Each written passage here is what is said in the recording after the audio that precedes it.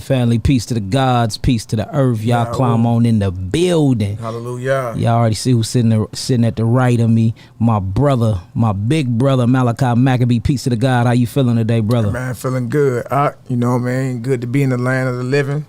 As long as we above ground, we winning. All praises, all praises. Y'all climb on in. Y'all climb on in.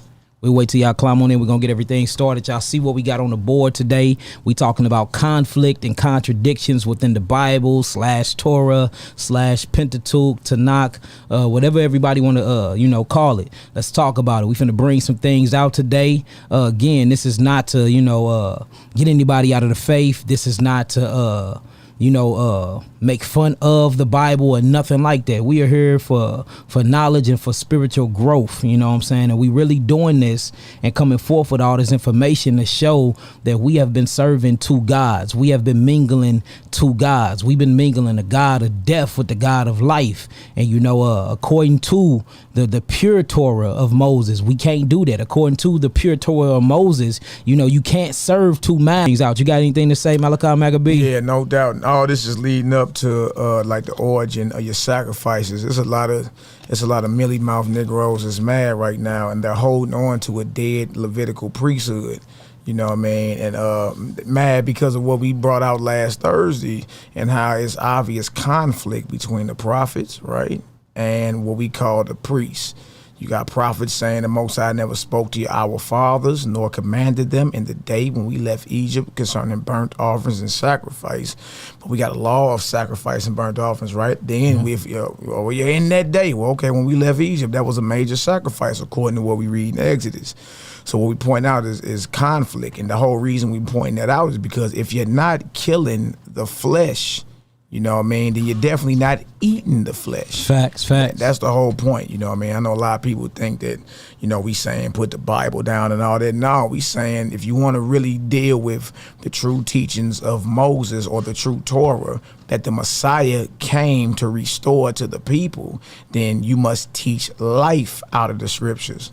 You know what I mean? Not death. Look, even Moses said it though. Yeah, Did he say, I lay before you two paths, life and death. Facts. Choose life that you may live, right? Now, a lot of our people don't understand this, that in that life and in that death, there's also a life diet and a death diet. That's right. You know what I mean? And it's wild though, over the last week, a few Negroes lined up, called themselves firing at us, but to none avail. Yeah. All y'all missed, you know what I mean? And the whole point was this, like, you know what I mean? We wasn't done. We not done bringing out everything. At least wait till we done. You know what I mean? Because this research we doing, we're going in. Like, you know what I mean? What we talking about is what they talking about at Yale, Cambridge, Facts. Oxford. We gonna show y'all some of it today. And even after today, we still ain't done. You know what I mean? So the whole thing is to show the conflict. Why show the conflict? Because it's like this. If you're not sacrificing the flesh, then guess what you're not doing? You're not eating the flesh. The dietary law is Genesis 1:29. The fruits and the grains of the earth. Not just for man, but even for the animals. Yeah. You know what I mean? That's the dietary law. That's what the Most High ordained. What you got in Leviticus 11 and Deuteronomy 14, you know what I mean, is not a law. Because if it was, trip off this, I know some of y'all spilled your coffee, but if it was a law, then it would be a sin not to eat flesh. Facts. You know what I mean? You don't have to eat flesh, and that's the whole point. And especially in these last days, right? Yeah. We got in the prophecy where it's saying in the last days, knowledge going to increase. Facts. Right? Today, you can look down into the cell of any organism. You can study the blood and what's the pH levels and all that? Yeah, the pH level of the blood is a 7.45. You can actually do that today because knowledge has increased. You understand? So even if you see things happening back in the day among certain forefathers, even the Messiah told the disciples this, many prophets and wise men have desired to see the things that you see, but have not seen them. Yeah. How much more in this day when knowledge has increased? You know what I mean? So the whole thing, we've been telling people to live life and live abundantly and stop putting the things down your throat that destroy you. And you'd have thought we was telling people to go become homosexuals or something. Yeah, we straight telling y'all, we telling y'all to live. And, when you deal with the fact of the matter, the meat is the flesh is killing us at alarming rates. It's killing us very, very fast. And, we've been dealing with two two Torahs here. We've been dealing with two laws here. We've been dealing with the law of life and the law of death. And, you know, once we came into the knowledge of this, we would be fools and we would be sinning if we didn't bring this forth. We just want our people to live. That's it. So we ain't gonna pay attention to the comment board today until we done. So you know, if anybody got the axe in here and y'all see anybody stirring up any issues, just go on and block them, because the message got to go forth. So we finna bring everything forth. Then at the end of the presentation, then we will open up the phone line. So let's just get straight to it. If y'all can see the screen and if y'all can hear us good, type in some nines real quick. Let's do that first. If y'all can see the screen real good, y'all can see us. And if y'all can hear us good, type in some nines and we'll get everything started. Absolutely. And look, this right here is from an academic standpoint. You know what I mean? Again, professors and all them at Yale, you know what I mean, Oxford, Cambridge. So this is from an academic standpoint. Then you got scripture standpoint where you can respond and do all that as well. You know what I mean? But this is academic. Y'all do know there are people who whole careers are based on studying your records, going into history, exegesis and all that, biblical texts, criticisms and all that. You know what I mean? So we gonna bring it out to show that, because we teach, you know what I mean, keep that flesh out your mouth, that lick out your mouth, and that smoke out your lungs, so you can live. So this whole vessel could be totally dedicated to the Almighty. You know what I mean? That's what we teach, and we gonna keep teaching it. Regardless of whoever get mad, that's just what it is. We love you enough to see you alive. Facts. And breathing. You know what I mean?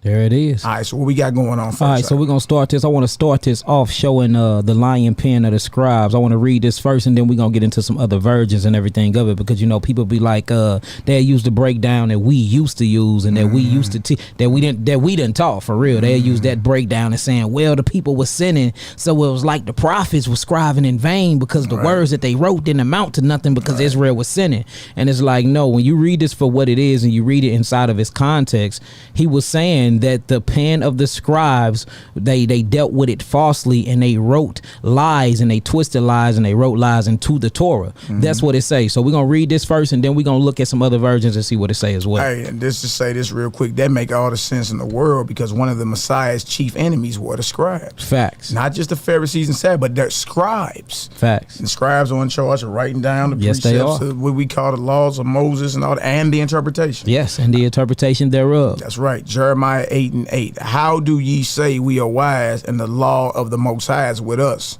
Lo, certainly in vain made he it. Ooh-wee. The pen of the scribes is in vain. All right, so what I'm gonna do is, because y'all done heard us break this down millions of times, right, in the past, so we just gonna let the other Bibles and everything, it's called comparing text, so we're gonna let the comparing text speak for itself. So we're gonna click on here real quick, and let's compare the text. Let's just compare it real quick. So let's go to Bibles.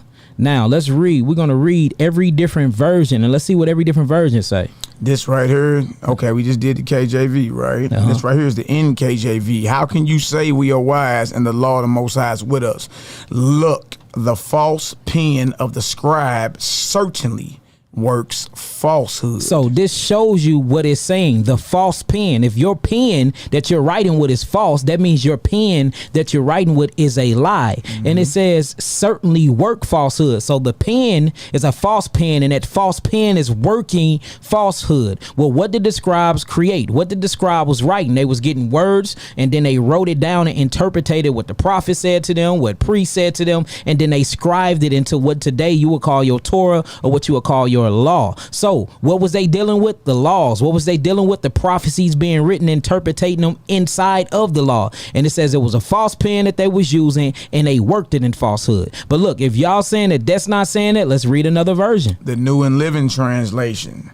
How can you say we are wise because we have the word of the Most High when your teachers have twisted it by writing lies? Let's read that one more time, Melly. How can you say we are wise because we have the word of the Heavenly Father when your teachers, your teachers, have twisted it by writing lies? That is clear as day. When your teachers have twisted it by writing lies. And if y'all really get into Jeremiah, he was one of the ones, he was one of the Nabiums, or one of the prophets that was going hard when it went against, going against sacrifices and going against eating flesh flesh, because the Most High was dealing with him personally, and a lot of other prophets too, you know, was going against the grain. You got a few prophets here and there where you see they got sacrifice in there, but when you read like Ezekiel, for example, he have sacrifices inside of his writings, inside of his sayings, but in the same within the same chapter, it contradicts itself because he go right back to a plant-based diet.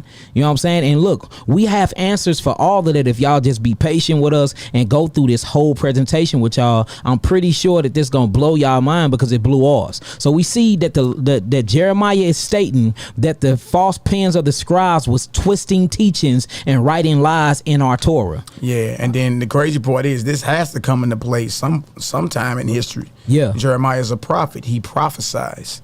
So this would have to come into play. He was a prophet that prophesied right before Jerusalem fell to Babylon. Facts. You know what I mean? Ooh. So, all right, well, when we fell to Babylon, y'all do know that what we call the Torah that Moses wrote, that was burnt. It was burnt. It was burnt. According to 2nd Ezra, the 14th chapter and the 21st verse, thy law is burnt. Yeah. You know what I mean? All right, so what you have now is a refining of a Torah or written work coming out of ancient Babylon. Facts. You know what I mean? What you got attributed to Moses, what Moses wrote down initially was burnt. Yeah. According to 2nd Ezra 14 and 21, the law was burnt. Yeah. You know what I mean? Then Ezra gets the Holy Spirit and he starts writing again, right?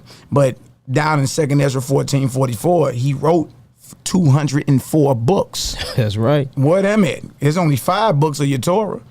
Well, you'll say, well, no, that mean, you know what I mean, it's 204 chapters in the Torah. No, it ain't. It's 187. Yeah. Well, no, it's 204 verses. No, it ain't. It's well over 1,000. You know what I mean? Then he told him to hide 70. So you take 204 minus 70 and you get 134 books. Boy. You know what I mean? Yeah. It ain't even, look, if you got the KJV with the Apocrypha, that's only 80 books. Yeah.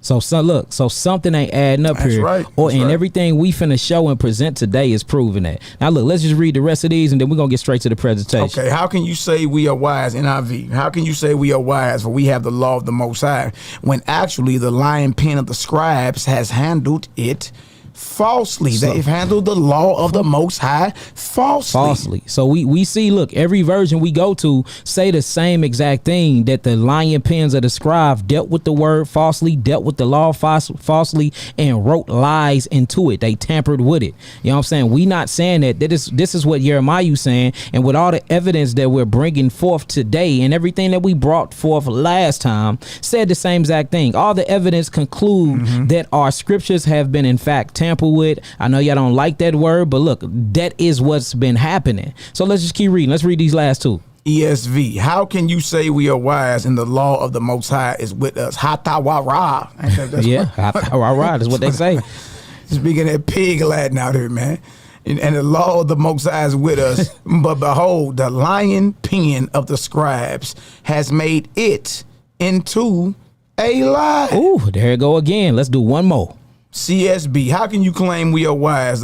The law of the Most High is with us. In fact, the lying pen of the scribes has produced falsehood. So look, that's 1, 2, 3, 4, 5, 6. That's 6 so far that look been concluding and is agreeing with everything that me and bruh been bringing out. And look, we didn't create this, we didn't make this up. This is in the very scriptures, and we finna show you, because you're gonna read once we show you this whole presentation. What y'all gonna realize is you're gonna see a whole bunch of contradictions, y'all. And it's like, okay, if we didn't put that in there, you know what I'm saying, and we just bringing it out, why everybody mad at us? Because we didn't write these contradictions in here. This stuff been written down for hundreds and hundreds and hundreds and hundreds and hundreds of years. Right. So why y'all mad at YAHKI and MALAKIMAC, boy? Right. So look, let's get straight to the presentation.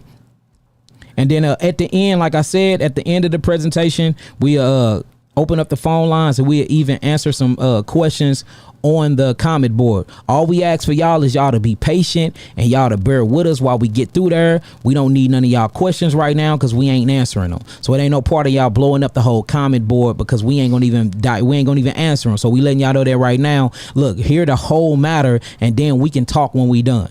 All right, so let's share the screen one more time and let's get straight to it, because here it go. Here it go. All right, let's get straight to it. All right. Blow this deal on up. All right, so look, check it out. Here we go. So conflict and contradictions of our biblical text. Now check this out, y'all. What we're gonna do is I want to start this off with the creation story.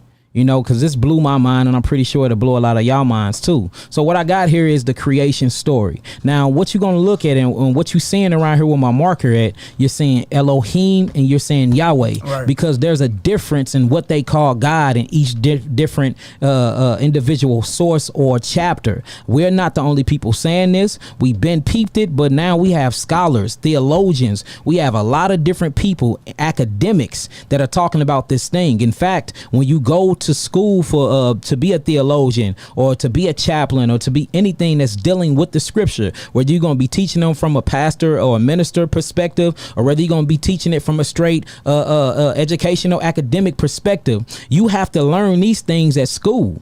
We just ain't been in school for it. So this is not just taught by Malaki, Maccabee, and YAHKI. This is actually taught in all of your major universities. This is taught on a worldwide level, y'all. It's just now finally bringing it down to us. It's something called textual criticisms, where you got professors that sit around with a magnifying glass and read through the Torah and find contradictions and find things that just don't add up. Absolutely. It's not just we didn't come up with this. This been sought out for over 800 years now. Yes. We got all the proof, all the facts, all the evidence. It's been people investigating the scriptures for 800 years. Look, 4 or 5 different people who lived in different time periods that arrived at the same conclusion. The same exact conclusion. So let's read this. Let's start off reading it. So look, first thing I want to show y'all is the creation story, and I want to break down how the text is different from going to chapter 1 from going to chapter 2. Now, this is how you know that there are conflicting chapters, because even I at one point in my life thought that it was 2 different creation stories. I even taught that before, and then I got corrected to think something that was still off. You see that? So when I first came into the truth, when I was in Kemet and all of that, and I came into the truth, look, I immediately started teaching that there were 2 different creation stories, because Genesis Bereshit chapter 1 and Genesis Bereshit chapter 2 reads totally different. So then I was later taught that no, these are just a summary and more details of the first chapter. But what we finna read and how we finna break this down, no, it's not. So let's go and read this real quick. The creation story, the Elohim or the E document. All right. It says Genesis 1:26, and Elohim, God said, let us make man in our image, after our likeness, and let them have dominion over the fish of the sea, and over the fowl of the air, and over the cattle, and over all the earth, and over every creeping thing that creepeth upon the earth. Verse 27. So Elohim, God, created man in his own image. In the image of God, Elohim created he him, male and female created he them. So what we see in Genesis chapter 1, you would never see the word Yahweh.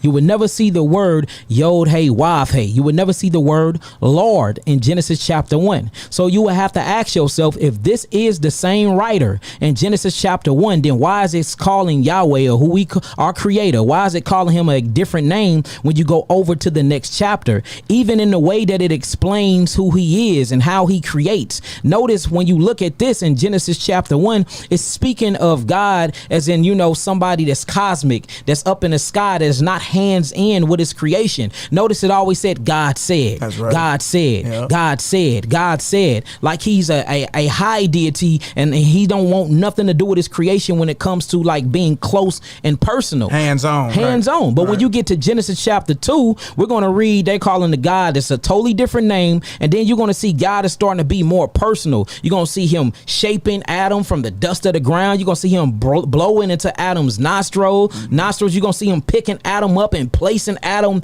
in the garden. It's 2 totally different ways for you to see God, and they even calling God 2 totally different names. So we just read Genesis chapter 1:26 and 27. Now let's go down to Genesis chapter 2 and read 21 and 22, and notice that the names are different for those that don't speak Hebrew, which we do, for those that don't read Hebrew, which we do, for those who don't write or scribe Hebrew, which we do. 2. If you read the word God, it simply says Elohim, and that means powers. We're not going to see the same thing in Genesis chapter 2. So let's read it. Genesis 2:21, the Yahweh or the Yahweh document, right? And Yahweh Elohim caused a deep sleep to fall upon Adam, and he slept. And he took one of his ribs and closed up the flesh instead thereof. And the rib which the Most High Yahweh had taken from man made he a woman and brought her unto the man. So now we see in Genesis chapter 2, and y'all can go challenge us. Go through. Matter of fact, we're going to read both chapters. We're going to just go through them. We ain't going to be too fast, but we're going to go through them just to show all the different perspectives. And we're going to show it's two total different writers, y'all. It's not the same. So the question you're going to have to ask yourself, well, in Judaism, the traditional teaching is that Moshe wrote the Torah. That's what the traditional saying and teaching is, but we finna prove without a shadow of a doubt that Moses didn't write this. He didn't write this. Now, I'm not saying that he didn't scribe a Torah for us, but I'm saying that the Torah and Tanakh that we got, Moses ain't scribed that, and we finna prove it. We are finna prove it. So what I got right here is, I said in Lord God, which is Yahweh Elohim, formed man out of the dust of the ground, and he breathed into his nostrils the breath of life, and man became a living soul. That's Genesis 2:7. So if you look at the notes I said in the Edok. Now, the only reason why we're calling this the Edok is because this is where the writer, whoever the author or the scribe is, they only call God Elohim. They don't call him any other name. So in the Edok, Yahweh is more cosmic. He's a cosmic God. He's not personal with his creation. So read chapter 1. So we finna go read that, and we're going to show y'all that. Now, when you get down to the Yahwistic or the Yahweh or the Y document, I said in the Y document, Yahweh is more hands-on with his creation. Yahweh is described as being more human-like. He's blowing, he's shaping, and he's operating, right? And he's operating. Now, check this out. Check this out real fast. Let's just go read chapter 1 and read. Let's just go read the chapters, and it will blow your mind. It will seriously blow your mind. Check this out. Check this out. Let me move this out the way real quick. Exit full screen. Bang.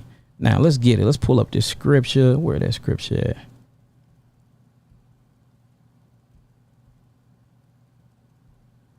All right, what we're going to do, we're going to read chapter 1.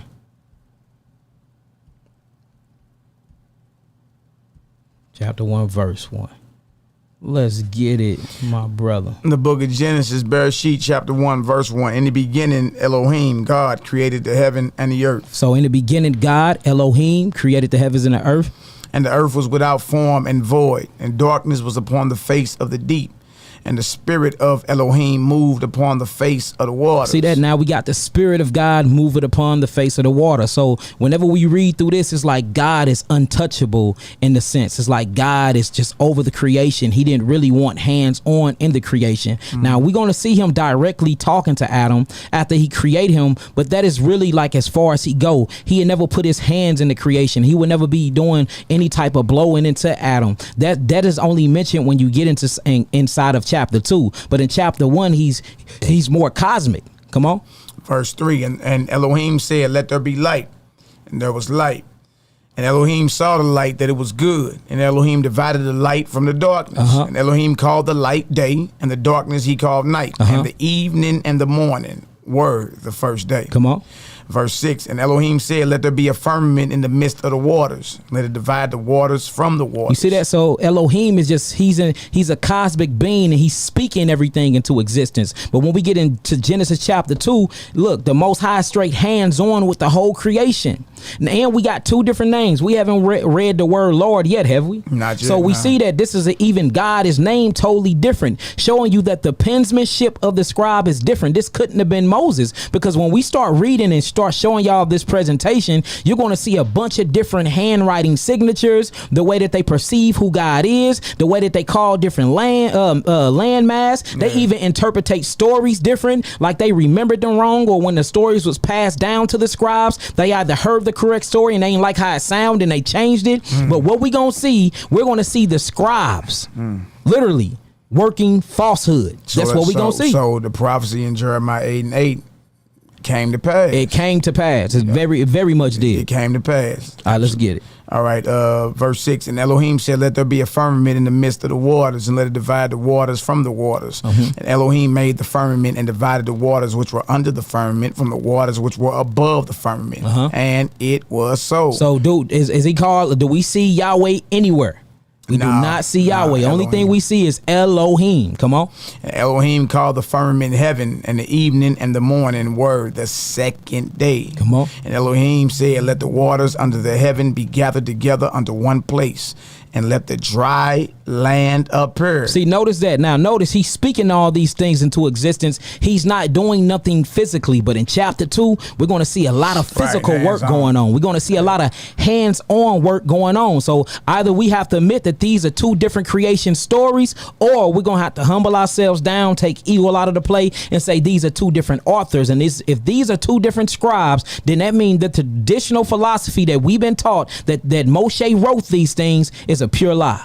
It's gonna have to be one other. We can't straddle the fence though, y'all, and that's what we're trying to show y'all. And just because you choose up and you see and you choose to see truth doesn't mean that you put Yahweh down, and doesn't mean that you put Christ down. That's right. That doesn't mean that. That don't mean you turned your back on the word of God. Again, the word of God is the first begotten of the Father. It's the first begotten of Yahweh. So we have to get that out of our mindset that the word of Yahweh is a book. It's not. It is not. Because if it was, we wouldn't read all these contradictions and everything we finna read now. That's right. That's right. All right, let's get it. Absolutely. Hey, facts. And Elohim said, let the waters under the heaven be gathered together unto one place, and let the dry land appear. And it was so. Verse 10. And Elohim called the dry land Eretz, earth, and the gathering together of the waters called he seas. And Elohim saw that it was good. We still have not read Yahweh. So that's why this particular source is called the Elohist document, or the Elohist source, because the particular region where the people came out, or the scribes that came out who particularly wrote this, didn't call him Yahweh. They called him Elohim. They called him powers. And it makes sense why they called him powers, because when you study the antiquity around that time, they literally believed, and I believe in it as well, that it wasn't just one El. There was Yahweh. There was Barak Rael, which is the god of lightning. There was Remael, which is the god of rain. That's Uriel, which is the god of the planetary systems. There was Raphael, the god of healing. And all these different gods were called Malakim, or angels, and they actually was under the Almighty Yahweh and under his first begotten, which is Yahushua the Messiah. So yes, many different powers. So they understood that. They understood that whole thing, and they particularly didn't believe in monotheism. But you see, when we get to chapter 2, it's going to be a monotheism type of aspect and perspective when it comes to Yahweh. They don't want to mention him and being a part of no other powers or none of that. They saying he's the only power there is, period. And we gonna show and prove that, showing you that even back then there were different philosophies and different ideologies and different way to view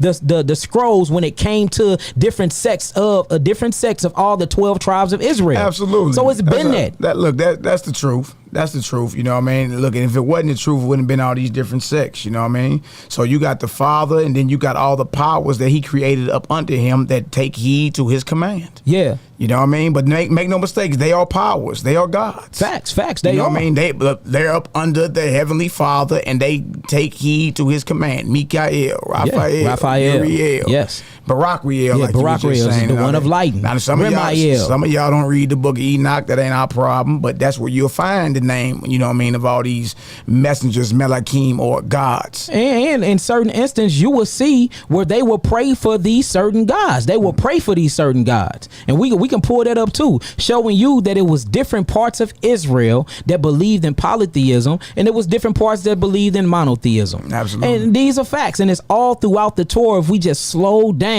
and remove our egos and what we've been indoctrinated with, and just look at truth for what it is. That's it. We have to get out our own way, family. All right, let's keep reading. Verse 11, and Elohim said, let the earth bring forth grass, the herb yielding seed, and the fruit tree yielding fruit after his kind, whose seed is in itself upon the earth. And it was so. Come on out. And the earth brought forth grass, and herb yielding seed after his kind, and the tree yielding fruit, whose seed was in itself after his kind. Come on. And Elohim saw that it was good, and the evening and the morning were the third day. Now look, we ain't got enough time to keep reading through all of this, so just look. God, you will never see Yahweh, or you will never see the English translation of Yahweh, which is Lord, showing you that whoever wrote this particular passage right here said he thought he was many powers. He was many powers. And then when we go over into chapter 2, notice it's going to read something totally different. So now we're going over to chapter 2. We're going over to chapter 2. Now check this out. Check this out. Let me blow it up. All right, let's read this, Maccabee. Yeah, okay. Genesis 2:1. Thus the heavens and the earth were finished, and all the host of them. And on the seventh day, Elohim ended his work which he had made, and he rested on the seventh day from all his work which he had made. And Elohim blessed the seventh day and sanctified it, because that in it he had rested from all his work which Elohim created and made. Now check this out. Now this is how you know that the scriptures or the scrolls was chopped up the wrong way and put into different books the wrong way, because Genesis, Bereshith chapter 2 all the way to 3 belongs to the first document. It's still calling him God. It's still acting like that he wasn't hands-on with his creation. Now when we get to the next verse, which is verse 4, we're going to see his name completely change. So this is how you know that Genesis chapter 2 verse 1, 2 and 3 still belongs to the first document, y'all. And you can see that in a lot of different Bibles too, in different versions of the Bible, where you can go to Isaiah chapter 11 verse 12. I'm just using it as an example. So I'm not saying this is what it is. I'm using an example because this is in your Bible. You can go to Isaiah chapter 11 verse 15 and say that's the end of the verse. But then you can go into verse 16 and it will pick up like it never left off. And then all of a sudden the whole subject change in the middle of the next chapter, showing you that the scriptures and the scrolls was chopped and divided up wrong. We seeing that right here, because now we finna see where a new scroll is presented once we enter into Genesis chapter 2 verse 4. So let's start from 1 again, just so they can see that this is still a part of the old creation. Thus the heavens and the earth were finished, and all the host of them. And on the seventh day, Elohim ended his work which he had made, and he rested on the seventh day from all his work which he had made. It's still calling him Elohim. Come on. And Elohim blessed the seventh day and sanctified it, because that in it he had rested from all his work which Elohim created and made. It's still calling him Elohim. Now, all of a sudden, we finna get a whole different new subject, and we finna get a whole different new name when it comes to how we perceive Yahweh. Now, check it out. Genesis chapter 2, verse 4. These are the generations of the heavens and the earth when they were created, in the day that Yahweh made the earth and the heavens. See that? Now he becomes Yahweh Eloheinu, Yahweh Elohim, or Yahweh El. See that? Two totally different names. Now we're never going to see just God by itself again in this different particular writing. And this writer comes from a whole different perspective. Now Yahweh is going to be more hands-on. Yahweh is going to be breathing. Yahweh is going to be shaping. Yahweh is going to be walking. Then when you get to 3, he's walking in the midst of the garden. He's hands-on with creation, and he's very, very personal with his creation, which is a total different story and perspective when it comes to Genesis chapter 1. All right, so Genesis chapter 2, verse 4 again. These are the generations of the heavens and the earth when they were created, in the day that Yahweh Elohim made the earth and the heavens, and every plant of the field before it was in the earth, and every herb of the field before it grew. Come on. For Yahweh El had not caused it to rain upon the earth, and there was not a man to till the ground. So now what they call him? Yahweh El. Come on. Verse 6, but there went up a mist from the earth and watered the whole face of the ground. That's hard. That's hard. Verse 7, and Yahweh El formed man of the dust of the ground, and breathed into his nostrils the breath of life, and man became. a living soul. So did Elohim do this exact same thing? No, he didn't. Elohim spoke everything into existence in Genesis chapter 1. Elohim said, let us make man in our image after our likeness. Elohim spirit moved upon the face of the water. Elohim said 10 times in Genesis chapter 1. That's now right. we got a God. Whether we're going to say it's the same or not, in order for us to present this academia wise, we're going to have to say act like they different. Now we got Yahweh El. He's forming man out of the dust of the ground, and he's breathing into the nostrils of Adam the breath of life, and then man become a living soul. Come on. Verse 8, and Yahweh El planted a garden eastward in Eden. So now Yahweh El is even a former. He's planting gardens. Come on. And there he put the man whom he had formed. Come on, Ak. And out of the ground made Yahweh El to grow every tree that is pleasant to the sight and good for food. The tree of life also in the midst of the garden, and the tree of knowledge of good and evil. Come on. Verse 10, and a river went out of Eden to water the garden, and from thence it was parted and became into 4 heads. The name of the first is Pison, that is it which compasseth the whole land of Havilah, where there is gold. We got to talk on that too when we bring out that flood and that gold, because this goes back to the Anunnaki, boy. We got to talk about that. Come on. And the gold of that land is good. There is bdellium and the onyx stone. And the who? And the onyx stone. So even onyx and stones and gemstones and crystals was precious back then, Maccabee. Yeah, absolutely. Man, that's wicked though, huh? And look, and even the scribes knew about that, huh? Yeah, come on. And the name of the second river is Gihon. The same is it that compasseth the whole land of Cush, Ethiopia. And the name of the river is Hiddekel, that is it which goeth toward the east of Assyria. And the fourth river is Euphrates. Come on, brother. Verse 15, and Yahweh El took the man. So hold on. Now we got Yahweh El taking the man. Do we got Elohim taking the man or Yahweh El? Yahweh El taking the man. Two total different names and perspectives when it comes to Yahweh. See that now we got Yahweh El, not Elohim, but Yahweh El taking the man. He already planted a garden, formed the garden. Right. He already made Adam out of the dust of the ground. He already breathed into his nostrils the breath of life. So it makes Yahweh El looks more like he's in human form. Which is more personal, which is totally different from Genesis chapter 1. And in Genesis chapter 2, note that this person actually have maps. He's naming locations, specifics. It wasn't specific in Genesis chapter 1. It just said that he separated waters from waters. He said he brought the dry land out of the waters. You see that? Now we get in Genesis chapter 2 with Yahweh El, eastward and Eden. It's like exact. It's like he's looking at a map while he's scribing, showing you that it is 2 different writers. It is 2 different scribes. It is 2 different authors, and it couldn't have been Moshe. We got to talk about it. Come on.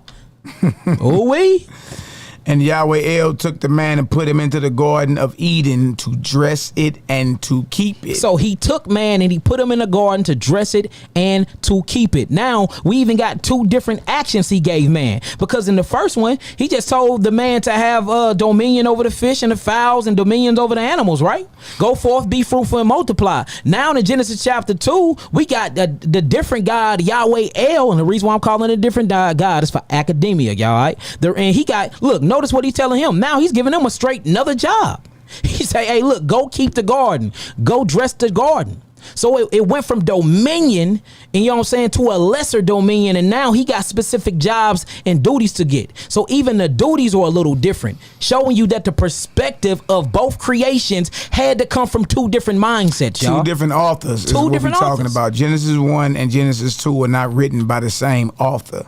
It's not. You know what I mean? Or not written by, let's use the same scribe. The same scribe. And look, unless you saying this, it is written by the same scribe, but these are 2 total different creations. Now, look, I can even rock with you if you'll keep it real to you. At least say, well, maybe it's just 2 different creations. But look, you can't have all of them. You can't say it ain't 2 different creations and it's the same one and it's the same writer. Right. You're straight up moving in ego and pride if you admit that. Right. Same writer, and it's just a summary or a more in-depth detail of what went down in chapter 1. We've heard that before too. And if we actually used to teach that. Yeah. Actually, you know what I mean? But if you slow down and read, you'll see. it's different. Look, even the order is different. The order, everything. Look, and after we read this, we gonna break it down how different it is, y'all. So make sure y'all get out y'all pens and pads. And again, this is not to bash the Bible. This is not to bash the prophets. This is not to turn nobody out of the faith to not. This is to speak life into y'all and show y'all that it's time to choose life. Straight up, we've been serving two different gods, y'all, and we finna prove it. Right, and the purpose of the conflict, we bringing that out, is to show you, you understand, when it comes down to choosing life, that even got to do with your diet. Facts. You know what I mean? We have not been choosing a life or a living diet being so-called Israelites. We choose Leviticus 11 and Deuteronomy 14, which is the death diet, and y'all, over 90% of the nation is sick as if they eat pork, shrimp, crab, and lobsters. You understand? I'm talking about that's something we can observe, and that's something we can measure, which makes it a scientific fact. That's just the truth. And could you say that again? You said the whole nation sick as if we were eating as if we were eating pork, shrimp, crabs, and lobsters. And we ain't, but we still sick. What do that mean? What do that mean? And look, y'all know, we know. Look who I'm sitting next to.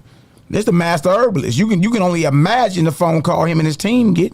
Facts. You know what I mean? Everybody is sick. So what's the common denominator? It's the flesh. So we brought out the conflict last class where we talking about the prophets were in disagreement with the sacrifices of the priests. We bringing this out right here to show you the conflict, and we going to focus on what's called the P document, the document of the priests, to show you that lion pen of the scribes came into play amongst these priests. You understand? And when we finish, not today, but when we finish with that class about the origin of them sacrifices, the origin of sacrifice gonna blow y'all mind, boy. You gonna understand why the prophets was at war with him, and why we telling y'all put that flesh down. Yeah. You know what I mean? Put that alcohol down and get rid of that smoke. It's time to dedicate these vessels to the Almighty and live. Now, if you think that's a doctrine of the devil, as if we just told you to sin, you understand, then you need to go get yourself checked out. Facts. Go get yourself checked out. Facts. And everybody on the comment board, I can't see nobody comments, but I hope y'all listening, and I hope you listening with an open mind and not with biased opinions, not with an evil and jealous and envious heart. And I just really hope you humble yourself down and listen to this lesson. Then after you take everything in, you come up with your conclusion. I'm not giving you a conclusion. This is open. Y'all arrive to your own point. I'm not forcing this on anybody. But look, if you call yourself an intelligent, wise man, you will listen with an open mind and with a non-biased opinion, and then you will draw a conclusion at the end of the test, at the end of this entire testimony. All right. And that's just the truth. You know what I mean? Look, Malaki and YAHKI can't validate none of y'all. Facts. You know what I mean? You got to be persuaded within your own mind about what's going on. You know what I mean? And in the end, we want y'all to live life and live abundantly, man. It ain't no reason to be in the mindset like, look, we all gonna die anyway. Yeah, you know what I mean? That's a Negro slave mindset. Yeah, I'm trying to live and live abundantly. Fact. And keep growing until I Enoch my body or something. And you can't do none of that eating flesh, dead carcass, and blood and maggots. You can't. You can't do none of that eating flesh, dead carcass, blood, and maggots. You can't do it. You can't. I'm just keeping it real. Hey, that's solid though. You know can't. What I mean? All right, verse 16. And YAHWH commanded the man, saying, of every tree of the garden thou mayest eat freely. Mayest freely eat. But of the tree of the knowledge of good and evil thou shalt not eat of it. For in the day that thou eatest thereof, thou shalt surely die. Now, my question to you, MALAKIMAC, could be reading this so far when the scroll actually changed in Genesis chapter 2 verse 3. That's when it changed over and it started calling him a different God. Did it go back to Elohim? It never went back. It never went back. Now it's YAHWH, showing you these different scribes are calling God by a different name, by a different source. And the way that they are perceiving who Yahweh is, and in the creation is two total different accounts and ways. In one, he's not dealing with creation like that. He's sitting in a cosmic realm and he's speaking it to existence. And then we got in a different instance with what we read in now, he is hands-on in his creation. All right. And one, you don't have no locations whatsoever. I couldn't tell you where all this stuff happened at. Like the Big Bang just happened and the land came out of the water and separated. And I don't even know where it's at. But in this one, we have direct locations on a map where we can go reference and say, oh, Assyria, that's in the Middle East. Oh, Euphrates rivers, that's in Africa. See that this is a total different account and a total different way to actually perceive a creation from two different scribes, y'all. This is not the same scribe, and if this is not the same scribe, then we cannot say that this is Moses and we only in Genesis chapter 2. There is more. It gets way deeper, y'all. Look, this is the warm up. This presentation goes deep, so hold on to your seats and have your pens and your pad. Yeah, and that's why I was telling the men that's fancying themselves as our ops, look, y'all shot too early. You know what I mean? We told y'all we got a lot to bring out. Let us bring it out. You know what I mean? Most of y'all gonna be calling, apologizing, like, okay, I see what y'all saying. Dang. Yeah, after this, most definitely. You know what I mean, bro? You ain't looking, it's all good. We know knowledge puffers up. We ain't the ones that act like, you know, we all egotistical and all that. But all you men that ran around and let that one Negro put a battery in y'all back and charge y'all up because he can't stand for himself. You know what I mean? Shame on you. Yeah, facts. You know what I mean? Y'all should have just waited. At least wait till we get done bringing everything out. Then come holler. Then do your reproof and your little videos and all that. But everybody, whether you be on Facebook or call yourself making a video about us because of what we did last week, all y'all missed. Yeah. You missed. You ain't, none of your shots landed. No, we finna show y'all. Y'all. And again, this is not glory and power to us. This is for the nations. We're trying to wake the people up and bring them the pure doctrine. And look, we can't call a doctrine pure if it's so many contradictions and if it's so many miseditings, if it's, I mean, it's so much, y'all, it's gonna blow your mind. So how can we say no? Yahweh is pure. His first begotten is pure. That's what's pure. We done ordain a book as our God, and that's what we messed up at. We done ordain writings from men our God, and that's what we messed up at.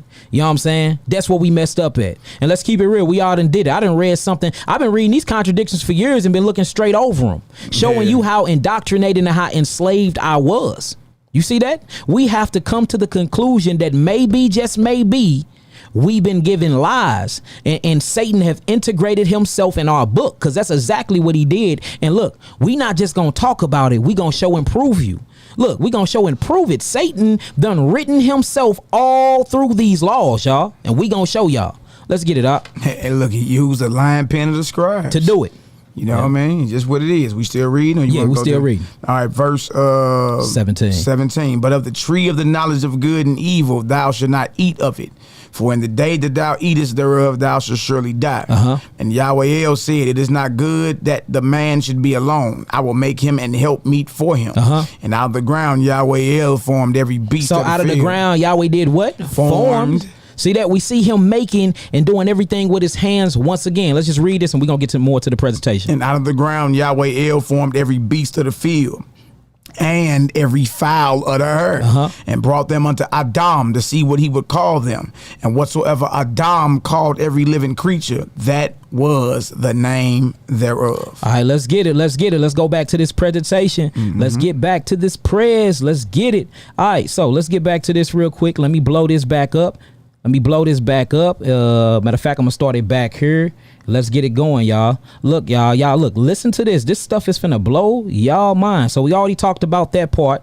All right, just a quick summary real fast. We see in Genesis chapter 1, he's being called Elohim, which means powers, plural. We see in Genesis chapter 2, he's being called Yahweh El. This is singular when you get to Elohim because it's attached to literally Yahweh. And then if you get in that Yahweh, that Yod is possessive, showing you Yahweh Eloheinu, Yahweh your God. So this is actually talking about a specific deity. But when you get to Genesis chapter 1, it speaks of deities that's moving in a unit. This is calling the name of Yahweh by two totally different names. Not only that, we see in Genesis chapter 1 that Yahweh is back from his creation. He's cosmic. He's coming from it from a cosmic perspective, and he's not hands-on with the creation at all. But then you get into Bereshith chapter 2, the name changed to Yahweh El, and Yahweh El is more like a human. He's shaping, he's molding, he's breathing, he's creating substance, he's forming, he's doing it, he's placing Adam in the garden. Everything sounds so personal. Yeah, he's a map maker, he's a cartographer. Yeah, he's a map maker. He got the location, Ethiopia, Syria, got all the rivers. All of that. Yeah. All right, so let's keep it going. So now on this one, let me bring this down right here. So now this one, I want to show that the animals was created differently. So we got two different creations here. I'm going to read it first, and then I'm going to have Maccabee read through it. It says God created the animals before he created man in Genesis chapter 1. But then when we get into Genesis chapter 2, we got God creating man before he created the animals. So let's read Genesis chapter 1, and all of this, y'all, I didn't choose no different versions. I stuck to the King James James Version the entire times because I knew a Negro had something to say about it. So look, for y'all, just because I love y'all so much, I didn't mush two different versions together, none of that. All right, y'all can get y'all King James Version Bible because I know that's what the Hebrews love so much, and y'all can read this along with us, and it's going to read the same exact way. This is no trickery here. This is no editing. This is strictly, look, this is pure, y'all. Now check this out. Genesis chapter 1 verse 24. Genesis 1 and 24. And Elohim said, let the earth bring forth the living creature after his kind, cattle and creeping thing, and beasts of the earth after his kind, and it was so. Verse 25. And Elohim made the beasts of the earth after his kind, and cattle after their kind, and everything that creepeth upon the earth after his kind. And Elohim saw that it was good. Come on, and Elohim said, let us make man in our image. All right, so hold on. Do we see this? So we see right now that the animals in Genesis chapter 1, Bereshit chapter 1, the animals were created first. Now after the animals is created first after their kind, now we see Elohim, not Yahweh El in Genesis chapter 2, but in Bereshit 1, we see Elohim is now creating man in Genesis chapter 1, 26. And he already created the animals. Now let's read this out. Genesis chapter 1, verse 26. And Elohim said, let us make man in our image after our likeness, and let them have dominion over the fish of the sea, and over the fowl of the earth, and over the cattle, and over all the earth, and over every creeping thing that creepeth upon the earth. So Elohim created man in his own image. All right, so now we see he created man in his own image after he already had created animals, right? Yeah. All right, come on. So Elohim created man in his own image, and the image of Elohim created he, him, male and female, created he them. And we see that the creation of man and woman is created at the same time, simultaneously in Genesis 1. In Genesis 2, we see that he created Adam first and then placed Adam in the garden, and then he did an operation on Adam, and then Kawah, who we call Eve, came from his rib, and that was a separate creation of man. Even though it say it's on the same day, we see that it's not simultaneously as Elohim in Genesis chapter 1. It's a different creation and a perspective of the creation when you get to Bereshit chapter 2, and it talks about Yahweh El. All right, now check this out. So in Genesis chapter 1, we see animals was created before man. Let's see what Genesis chapter 2 have to say about that when we get into the scribe who is talking about Yahweh El. All right, let's get it. Yahweh El, Genesis 2 and 7. And Yahweh El formed man of the dust of the ground, and breathed into his nostrils the breath of life, and man became a living soul. Let's jump down to verse 18. Verse 18. And Yahweh El said, it is not good that the man should be alone. I will make him an helpmeet for him. And out of the ground, Yahweh El formed every beast of the field. So hold on.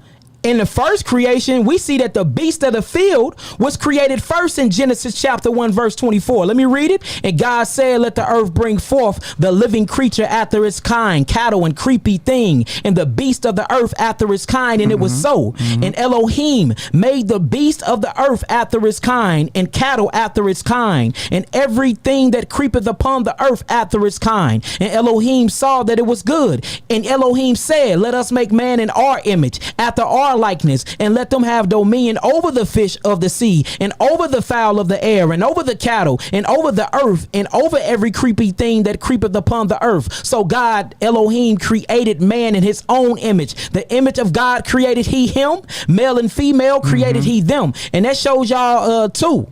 Everybody that's so gung-ho and caught up on this mother-father language, or this father-mother language, we see that Yahweh consists of male and female principles right here. Absolutely. So why are we all gung-ho and all got our pennies in a bunch? Because we got in the book of the Nazarenes, we got Peter's and some of the apostles saying father, mother. I say it all the time. Because if he made male and female in his image, and then that's his image, obviously Yahweh, or obviously Elohim, look, let's keep it academic here, right? Obviously Elohim have both of these principles that he's made of. Male and female attributes is what it is. And then look, his creation reflects him as well. So everything in creation is male and female. Male and female plants. Some of you Negroes grow weed. You got male and female plants, electricity, male and female, your car battery, positive and negative. You know what I mean? Children. Don't you got sons and daughters? Yeah, sons and daughters. I know I do. Yeah, facts. You know what I mean? Everything is male and female even in creation. Oh, my brother, matter of fact, you have Y and X chromosomes within inside of you right now. Oh, wait. Male and female. Oh, wait. Because Y and X depends on whether it makes a boy and a girl, male and female. Oh, wait. Oh, man. Now, check this out. So we see in Genesis 1 that the animals was created before First. man. That's right. The animals was created first. Now, in Genesis 2, when we get to Yahweh El, let's read it one more time for them. And Yahweh El formed man of the dust of the ground and breathed into his nostrils the breath of life, and man became a living soul. And Yahweh El said, it is not good that man should be alone. I will make him an helpmeet for him. Come on. And out of the ground Yahweh El formed every beast of the field and every fowl of the earth, and brought them unto Adam to see what he would call them. And whatsoever Adam called every living creature, that was the name thereof. And Adam gave names to all cattle, and to the fowl of the earth, and to every beast of the field. But for Adam there was not found an helpmeet for him. So now we got another contradiction, because in Genesis 1, when we get to the God Elohim, he created man and he created male and female simultaneously. Not only that, but we see Elohim created the animals before he created man. Now we get over to Bereshith chapter 2, and we see Yahweh El create man, create Adam before he create the animals, right? Now all of a sudden, after he create the animals, Adam look at the animals and see them. When you get into other texts, he see them mating and see them doing things, and he said his heart was sorrow because he didn't have a companion for him. Now after the animals is created in Genesis chapter 2, then comes Eve. This is direct conflict and contradiction, y'all. This is direct conflict and contradiction in the text. So this either means this is two different creations, or this is two different scribes. And if this is two different scribes, then this means Moses did not write this, and this shows you that the scribes were in conflict with each other. And the conflict is going to get more and more. The conflict actually start looking like it become violent. You'll start seeing one scribe speak against another scribe. You'll start seeing one scribe make another character in the Bible seems evil and seems bad. Man, look, it's finna get deep, y'all. Just stick with us and take this journey with us. But y'all notice that in Genesis 1, the Most High created the animals before man. In Genesis 2, the Most High created man, then the animals, and then pulled Eve out of Adam. Matter of fact, if y'all see that, let me get up out of here real quick. I will go to the comment board for this. If y'all see that real quick, if y'all can see that, family, type in some nines for us. If y'all see that, type in some nines for us. If y'all see that, type in some nines. Genesis 1, the animals were created, then man and woman were created at the same time. In Genesis 2, Adam was created, then the animals, then Eve was pulled out of Adam.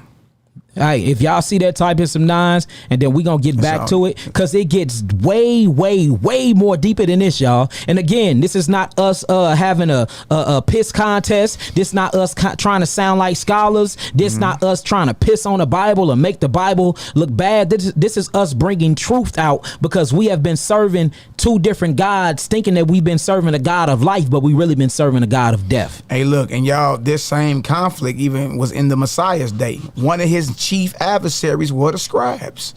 You know what I mean? So that's just what it is, you know what I mean? So all you can do to really understand the true teachings of Moses that the Messiah came to restore, well, you got to listen to the teachings of the Messiah and the teachings he passed to his disciples. Facts. You know what I mean? You sticking in the Bible, teach life. You know what I mean? You want to go a little deeper, then you got to get into the faith of the Nazarenes, Ebionites, Essenes, and all them, because these are the ones that were vanguards of the true teachings of Moses. All right, let's get it. That's just the truth. I see the nines, though. All right, we see the nines. Let's keep it going. Let's keep it going. And I'm going to do that after every last one of them, just to make sure that we are all in agreement before we keep going. And this agreement does not mean that you agree with us. This just means that you agree with the text. This agreement, if you agree with this don't mean that you agree that we shouldn't be eating meat. We're not even here for that right now. We just want you to see this, and we want to know if you agree with what we're seeing here with the actual presentation of the contradictions and the mishaps that we see in these editorial writings. All right, let's go on to the next one. Now, when you read the next one, check this out. This says the creation origin of the fowls. Now, in the Elohim document, let's read it. Let's read it, Maccabee. Genesis 1:19. And look, this is a good way. This is like real simple to see if somebody got pride and it blinds them. You know what I mean? I brought this out with a few bros the other day, and they couldn't see it. So I knew then there's no reason to go even further. Yeah. You know what I mean? If you can't see this. Yeah, you full of pride. Yeah, you full of pride. Or just the indoctrination is just what it is, man. You know what I mean? We understand because we used to be indoctrinated. Yeah, facts. All right, Genesis 1:19, and the evening and the morning were the fourth day. Genesis 1:20. And Elohim said, let the waters bring forth abundantly the moving creature that have life, and fowl that may fly above the earth in the open firmament of heaven. So in Genesis chapter 1, verse 20, we see that the fowls come from the water. All right, let's read that one more time. And Elohim said, let the waters bring forth abundantly the moving creature that have life, and fowl that may fly above the earth in the open firmament of heaven. Come on. Verse 21, and Elohim created great whales and every living creature that moveth, which the waters brought forth abundantly after their kind, and every winged fowl after his kind. And Elohim saw that it was good. Now, notice that we still dealing with the God Elohim in Bereshith chapter 1. All right. Now, let's move down to the Bereshith chapter 2, verse 19, and let's see what Yahweh El created. Let's see if he created, and let's see where the fowls come from in Genesis chapter 2:19. Let's read it. Genesis 2:19, and out of the ground Yahweh El formed every beast of the field and every fowl of the earth. Hold on. Stop right there. Because in Genesis chapter 1, verse 20, it says, and Elohim said, let the waters bring forth abundantly the moving creature that have life and the fowl that may fly above the air. So hold on. When in Genesis chapter 1, I'm seeing that the fowl came from the water. The waters. But you just read in Genesis chapter 2:19. Read that again. Genesis 2:19, and out of the ground Yahweh El formed every beast of the field and every fowl of the earth, and brought them unto Adam to see what he would call them. And whatsoever Adam called every living creature, that was the name thereof. Let's keep reading. Verse 20, and Adam gave names to all cattle and to the fowl of the earth and to every beast of the field. But for Adam there was not found an help meet for him. So in my notes that I put on here, I said, note, in the Edoc, Elohim created the fowls and they came from the water. Note, in the Y document, or in the Yahweh document, Yahweh El document, it says he created the fowls and they came from the ground. So these versions of the stories are in conflict with one another. Y'all see that? Waters bring forth abundantly the moving creature that have life and the fowl that may fly. Then if you get into another chapter, it says out of the ground, the Lord thy God formed every beast of the field and every fowl of the air. So we got two different origins where the fowls come from. In one chapter, we got the fowls coming from the waters, but in the next chapter, which is a different God who's even looking and that's personal with his creation, we see that them fowls came from up out of the dust of the ground. Out of the ground. Now, the breakdown that we used to hear back in the day, and I heard it the other day when I brought it out with some of the bros, right? They was like, well, I was under the impression that everything was water, a big ball of water, and then, so in essence, everything comes out of the water. I was like, oh, okay, but there's just one problem with that understanding. The problem is, if you read back up in Genesis chapter 1, the Most High had already separated the water from the dry ground. Facts. The dry ground he called earth, and the water he called seas. So, you know what I mean? So there is conflict in Genesis 1:20, Genesis 2:19. The understanding that everything was a big ball of water, so in essence, everything come out of water. And think about it, even you come out of water, don't your mama water break? But her body came from the earth. And look, I understand the breakdowns. I used to teach them. You understand? But if you be real with yourself, these are two different accounts. The fowl comes out of the water in Genesis 1:20 and out of the ground in Genesis 2:19. You understand? If you read back up in Genesis 1, Genesis chapter 1, the dry ground had already appeared. You know what I mean? So if that's the case, you can make an argument and say whales come out of the ground. Exactly. And you can't, you bet not say that, because then you're going to be sounding crazy. What you sound crazy saying that everything come from water. When we see that the text says something different, even if I can agree with you on that, I believe everything come from the water. So look, I agree with you, but guess what? Don't agree with us. Genesis 2:19, because Genesis 2:19 just said that the fowl came from the ground. Exactly. See that? So I agree with you, brother. I agree with that. I think all things come from the water. But guess who don't agree with that? That scribe that wrote Genesis chapter 2 is in 19. Disagreement. That's right. It's in disagreement with what we agree to. Yeah. And so there's an obvious conflict there. Yeah. You know what I mean? It's just what it is. You know So what I mean? before we keep going, because there's more, it gets deeper and deeper. If y'all seen that, type in some 9s and we'll keep it going. If y'all seen that, type in some 9s and we'll keep it going. Once we get some 9s, we'll keep it going. If we got to revisit it real quick, we will. Exactly. If we got to revisit it real quick, we will. But if y'all seen that, and if you're not stuck in pride and you're not stuck in ego and that narcissistic mindset, type in some 9s and we'll keep it pushing. Yeah, just be real with yourself. Yeah, be real with yourself. Okay, we got 9s. All right, look, let's go into some more. Because look, y'all, it gets deeper. It gets deeper, y'all. It gets deeper and it gets deeper.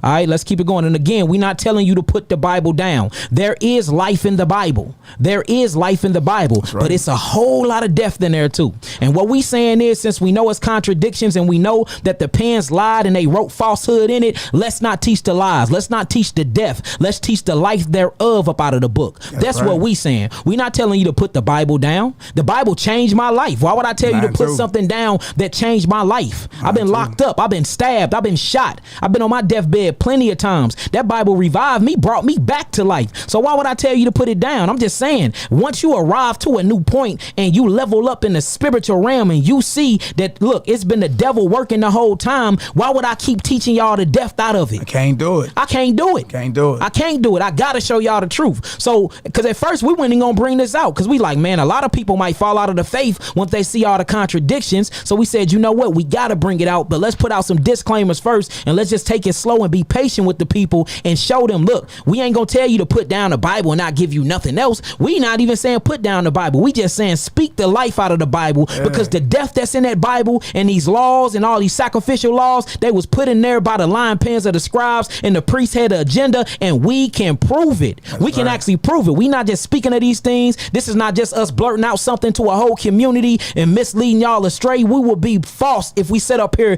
and said things that we couldn't prove. Y'all think that we would do the flock of Yahushua like that? Man, look, I am afraid to even misuse and mistreat y'all. Y'all think we just up here playing around? No, we not. It's souls on the line here. And that's the reason why we sitting at this table bringing forth this lesson. Yeah. We wouldn't even came outside. I was trying to tell some of the bird, like, man, look, y'all act like we don't know what y'all, like, where you gonna go to for a response, or as if we don't know Leviticus 11, sacrificial laws and the meat laws and all that. We know that's in there already. What everybody need to be asking is this: hey, what information y'all got? Let me look at that. Facts. That's what you need to be asking. You know what I mean? We've been doing this a long time. Some of us more than others. Facts. You know what I mean? And look, the fact that we willing to come out and tell you, like, look, we've been looking at a few things wrong.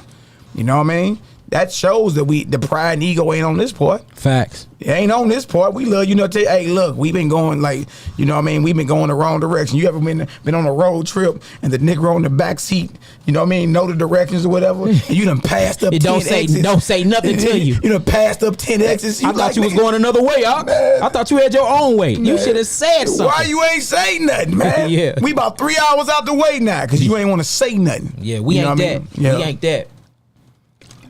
Let's read this, Maccabee. Look, it's finna get deeper, y'all. Hey, strap on to your seatbelts. I'm telling y'all, look, this stuff finna start blowing y'all mind. We ain't even scratched the surface yet. Do you know if we set up and we just did contradictions, we'll be here for 3 days straight? If we just did contradictions, we'll be here for 3 days straight, y'all. That's how much it is. And you can see them yourself if you just slow down and take indoctrination out of your mind. All right, let's get it. All right, this right here is deity and creation vocabulary, right? By who was that? Dan Clanton. Yep, this is by Dan Clanton, y'all. What I did, whenever you see a name at the bottom, that means because everything else we created ourselves. But if you don't see a name, if you see a name, we're paying homage to the people that, because it's more. Look, it's so many scholars that's been bringing this out. So if you do see a name in the bottom right, y'all can actually Google them, and these are scholars that's been bringing forth the same thing. So I did use a couple. I think about 4 or 5 of somebody else's works, but everything else is ours. I've been up for what? Two days straight doing this. Bro, going hard. Yeah, I've been up. I ain't even been asleep putting this stuff together. Yep. Deity and creation vocabulary. The terms for the deity are different in both accounts. You see that? So the terms of the deity is different in both accounts. In Genesis chapter 1, he's called Elohim. In Genesis chapter 2, he's called Yahweh El. Come on. Verbs for creation are different. In the P story, meaning the priest story, Genesis 1:1-2, 4a, the verb for creation is bara. So he used, in Elohim, the creation was big, bara. Now, when you get to Genesis, when he used the word creation, it's like he's already making something that was already created. It uses asa. So look, even the terms and the way that they even look at creation is different, but that makes sense because they wrote the accounts different. Yeah, they wrote the accounts differently. Yeah. Come on. More proof that it's more than one scribe. Facts. Okay. Showing you that it's not Moshe. Nah, it's not. And look, Moshe do have a Torah that he wrote, but guess what? You don't have it. It was burned. Guess what? You don't have it and it was burned. And guess what? We can even get the words from it if we follow the teachings of Messiah and his apostles. You see that? So it ain't like it was lost. That's what Christ was roaming around Asia and roaming around India and roaming around Jerusalem, roaming around Africa, teaching the people. He was teaching them the pure Torah, the pure law of Moshe, not the law of the dead. Look, and everybody want to say they got daggers for that book. No, y'all don't. Y'all don't. You ain't got daggers for none of it. And check this out, y'all. And if y'all, and just because we ain't hiding none of this information, y'all can get this stuff y'all self. Check this book out right here. This is called Who Wrote the Bible by Richard Elliott Friedman. Who Wrote the Bible by Richard Elliott Friedman. Cop that. Yeah. This is another book y'all need to get. This is called Textual Criticism of the Hebrew Bible. This go in. I mean, this literally go hard. Yeah. You know what I'm saying? This is by Emmanuel Tove. All right. Divine Prospect put me up on this one. This is deep, man. Yeah. I mean, this go in. All right, here go another one, y'all. This is called The Lost Religion of Jesus, man, by Keith Akers. Man, y'all gotta jump in this. And all of these scribes, and all of these teachers, and these are professors and theologians, they are saying the same thing that me and him been arrived to. Look, we arrived to the point that they've been arrived to, which is 800 years ago, and we start researching, and then we came across the authors. It wasn't like we just, we bought books and we arrived to this point. No, we arrived to this point, and that's how we came across the books. I want to show y'all that this was showed to us by the Spirit, and then once we started researching what Yahweh put in our spirit, then we started accumulating the books. So it ain't like we just went and read something and took it and ran with it. No, it was not like that at all. Just to put that out there. All right, let's get this. All right, so deity and creation vocabulary. The terms for the deity are different in both accounts. Verbs for creation are different. In the P story, Genesis 1:1-2 and 4a, the verb for creation is bara, to create, which is used exclusively with the deity. Come on. Verbs in J or Y document. Right, and the reason why, because in J, how they say Yahweh and J in German, most of the Germans that are now what you would call your Jewish folks, a lot of them got a lot to say about the matter too. A lot of them. And a lot of them even say they still teach out of the oral traditions and the Talmud and the Mishnah because the Torah have so many contradictions and mistranslations, interpretations in it. They say, look, we just gonna stick to the oral tradition. But when you get into the oral tradition, they got a lot of stuff in there, a lot of depth in there as well. Look, it all come out of Babylon. All of it does. All of it does. All of it come out of when we was in ancient Babylon. That's where them scribes got to work and they work, whether it's the Babylonian Talmud or your refurbished Torah, because the law was burnt. The Torah was burnt according to 2 Ezra 14 and 21. Read them and weep. And look, remember in the times of Ezra and Nehemiah, there wasn't no scrolls.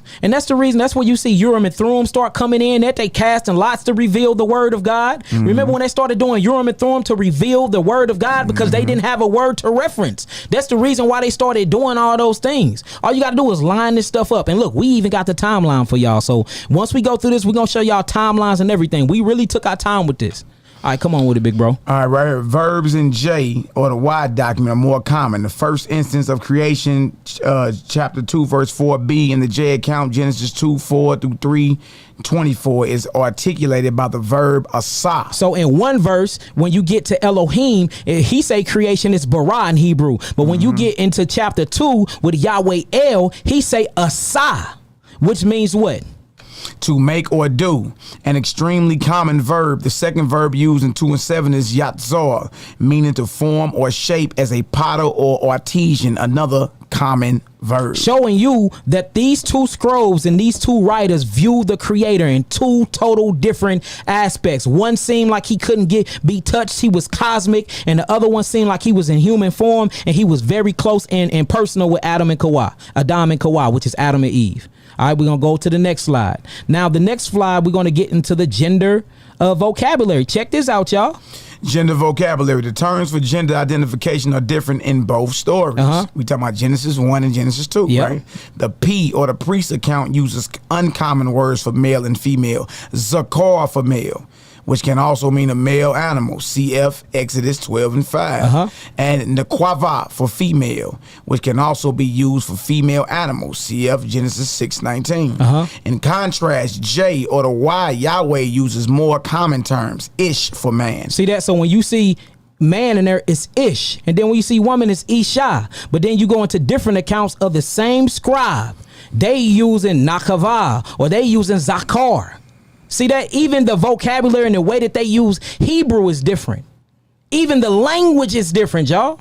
Even the language. Y'all can look this up for yourselves right now. Come on. In contrast, J uses common terms Ish for man and Isha for woman. Both terms can also be to designate male and female animals. CF Genesis 7 and 2. All right, let's get it. For y'all that don't know, we got a beloved Emma that we gonna call, or she gonna call in after we get done. That went to seminary school. Yeah, you know what I mean, and they're trained. Look, that's how you know that this ain't no, like, we ain't playing, we ain't making this up. She gonna give her testimony. They were trained in the contradictions and the conflict of the Bible. Fact. Showing you that these pastors that go to school to get theology degrees, they already know this stuff. They already know this whole thing is a hustle. Yeah. You know what I mean? Facts. 1 Kings 4 and 26. Now check this out. So this is a contradiction right here with Solomon and his stalls and his horses, y'all. All right. Now check this out. Read this real quick.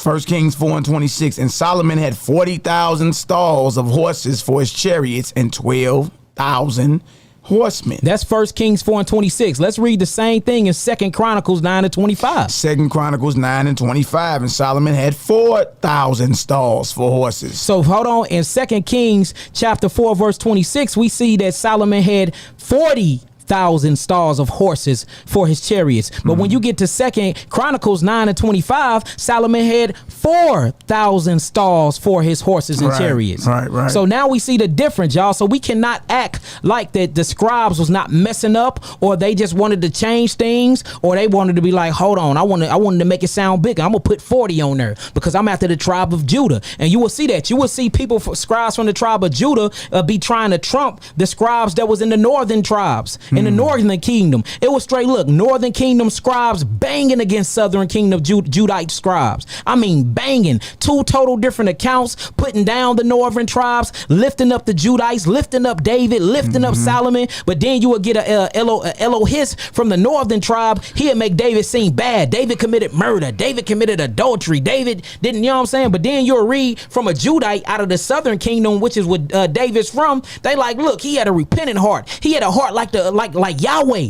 And you see that they was competing for who was who had the most hero character when it came to the text. It gets deep, y'all. But y'all see in 1 Kings 4, Solomon had 40,000 stalls of horses. 2 Chronicles 9:25, he had 4,000. That's 10% less. Yeah. That's 10% less. 4,000, you know what I mean, is 10% of 40,000. Yeah. Yep. So, would you read that out for him real fast? 2 Chronicles 9 and 25. We want me to read the top two? Yeah, you read the top again. 1 Kings 4 and 26. And Solomon had 40,000 stalls of horses for his chariots and 12,000 horsemen. 2 Chronicles 9 and 25. And Solomon had 4,000 stalls for horses and chariots and 12,000 horsemen, whom he bestowed in the chariot cities and with the king at Jerusalem. Y'all see that? Do y'all see that? Hold on. Now, if y'all see that, and y'all see the difference, type in some nines. If y'all see that, type in some nines, and we gonna keep it going. Look, there's more, y'all. And look, all of this is leading up to a certain point, y'all. All this is leading up to that priest document. All of this is leading up to what the priest put in the law, y'all. All this leading up to the scribes of the priest, boy. It will blow y'all mind what they've been doing. They've been lying and twisting our Torah, y'all. This is not the same Torah that was given to Moses. We got a total different Torah and Tanakh. I know that's hard to believe. I know that's hard to digest, but it's the truth. It's the truth. It's the truth. It's just what it is. And again, there's a lot of Israelites arguing over this dead Levitical priesthood as if you doing it right like now. It's still in full effect. You know what I mean? And the Negroes was running around here like you keep 613 laws. No, you don't. You sure don't. None of you Negroes do. You know what I mean? Because that's it. Y'all going against the law. How's we going against the law? Most High gave you a Torah of life and a Torah of death. That's Choose right. life. Choose life. Teach life. The problem is we've been mingling. Yeah, we've been mingling. You know what I mean? Light and darkness can't dwell together. And look, we've been straight serving. Look, this is exactly what's been happening, y'all. We have been eating animal flesh and sacrificing these animals, thinking we've been sacrificing them to Yahweh, but we were sacrificing them to different gods the whole entire time. And that's what the priest was exposing. And that's why the priest got politically assassinated. The prophets. That's why the prophet, my bad, brother. Yeah, my bad, y'all. That's why the prophets, the Nabim, got politically assassinated, because they realized and came to the conclusion, because Yahweh hollered at them directly, they've been serving Eshtarosh, they've been serving Baal, they've been serving Baal Peor, they've been serving Molech in the temples, thinking that they was spilling that blood and having that death and that blood on their hands. They thought they was doing it for Yahweh. The whole time they was doing it for other gods. That was the big okie doke. Yeah. Satan played everybody. Yes. And imagine that. They killing animal after animal in the temple. I bet that temple stank to high heaven. Imagine just the desecration. Imagine just the smell of the putrefaction coming from them animals. And the blood the priest got blood dripping from their holy garments. And y'all telling me that was by Yahweh. No, it wasn't. We gonna show y'all there was a plot. And this plot all happening while in exile, y'all. These priests had a plot, y'all, and we gonna expose the whole thing. Yeah, and look, and if y'all think they not sacrificing to Baal, what do you think these slaughterhouses are? Yep. You know what I mean? What do you think these slaughterhouses are? If you just look at the kill clock, dealing with just the America of these animals and all that. Why you think the Messiah, what he did when he assaulted the temple or attacked the temple, turned over the money changers table, and then he said, and then he released the animals and said, take these hence. Make not my father's house a house of merchandise. They was up there selling sacrifices, and he freed the animals who were about to be murdered and killed and tortured. That assault on the temple is one of the main things that got him murdered. That's the truth. If I will have mercy and not sacrifice. If you knew what that meant, you wouldn't have condemned the guiltless or the innocent. Well, who are the innocent being condemned doing sacrifice? It's the animals. It's the animals. So a lot of you Negroes is running around here mad because we exposing a corrupted Levitical priesthood that you ain't even a part of. Yeah, and we not talking about Moshe. Exactly. It was Aharon and his sons. We ain't talking. Look, we gonna prove all this stuff, y'all. Look, this is what y'all gotta understand. We just don't be throwing shit out there that we can't back up. You can't be a true teacher if you do things like that. If it come out of our mouth, we can prove and back it up. We just not sitting here speaking out of passion, just saying things and sounding crazy. No, we are very strategic and careful of what we say, y'all. Like, we don't take this as no game. We not playing around. It's souls on the line. We not playing around with this. Exactly. We not playing around. Look, it gets deeper. Let's get back to it. It gets deeper. It gets deeper. And if anybody need this presentation, just let us know. We will email it to you. Exactly. Look, this ain't ours. This ain't even ours. We put it together, but it ain't ours. This is for the world to see. Now, look, we just seen that, right? Y'all seen y'all nines. Y'all all agreed. Now, look, let's keep it going. Let's keep it going. All right. Now, check this out. This one says Christ spoke of his betrayal before or after eating. This going into the New Testament, or what we call the Q document, and that go deep once y'all start getting into the Q document. All right, let's read Luke 22:19. Luke 22:19, and he took bread and gave, and he took bread and gave thanks and brake it and gave unto them, saying, this is my body, which is given for you. This do in remembrance of me. Likewise also the cup after supper, saying, this cup is the New Testament in my blood, which is shed for you. But behold, the hand of him that betrayeth me is with me on the table. This is already after he had broken bread with him, correct? Yeah. He already broke bread with Judas. He already sipped with Judas. They already entered into the covenant. Now, right after that, then Yahushua exposed him and said, look, hey, somebody at the table with me betrayeth me. Come on, let's keep reading. Verse 22, and truly the Son of Man goeth as it was determined, but woe unto that man by whom he is betrayed. And they began to inquire among themselves which of them it was that should do this thing. So my notes is under this. Christ speak of the betrayal after breaking bread and drinking. Now let's move over to Mark, right? Mark 14 and 18. And as they sat and did eat, Messiah said, verily I say unto you, one of you which eateth with me shall betray me. So this is before. This is right after. Look, and as they sat and did eat, Yahushua said, verily I say unto you, one of you which eateth with me shall betray me. Come on. And they began to be sorrowful and say unto him one by one, is it I? And another said, is it I?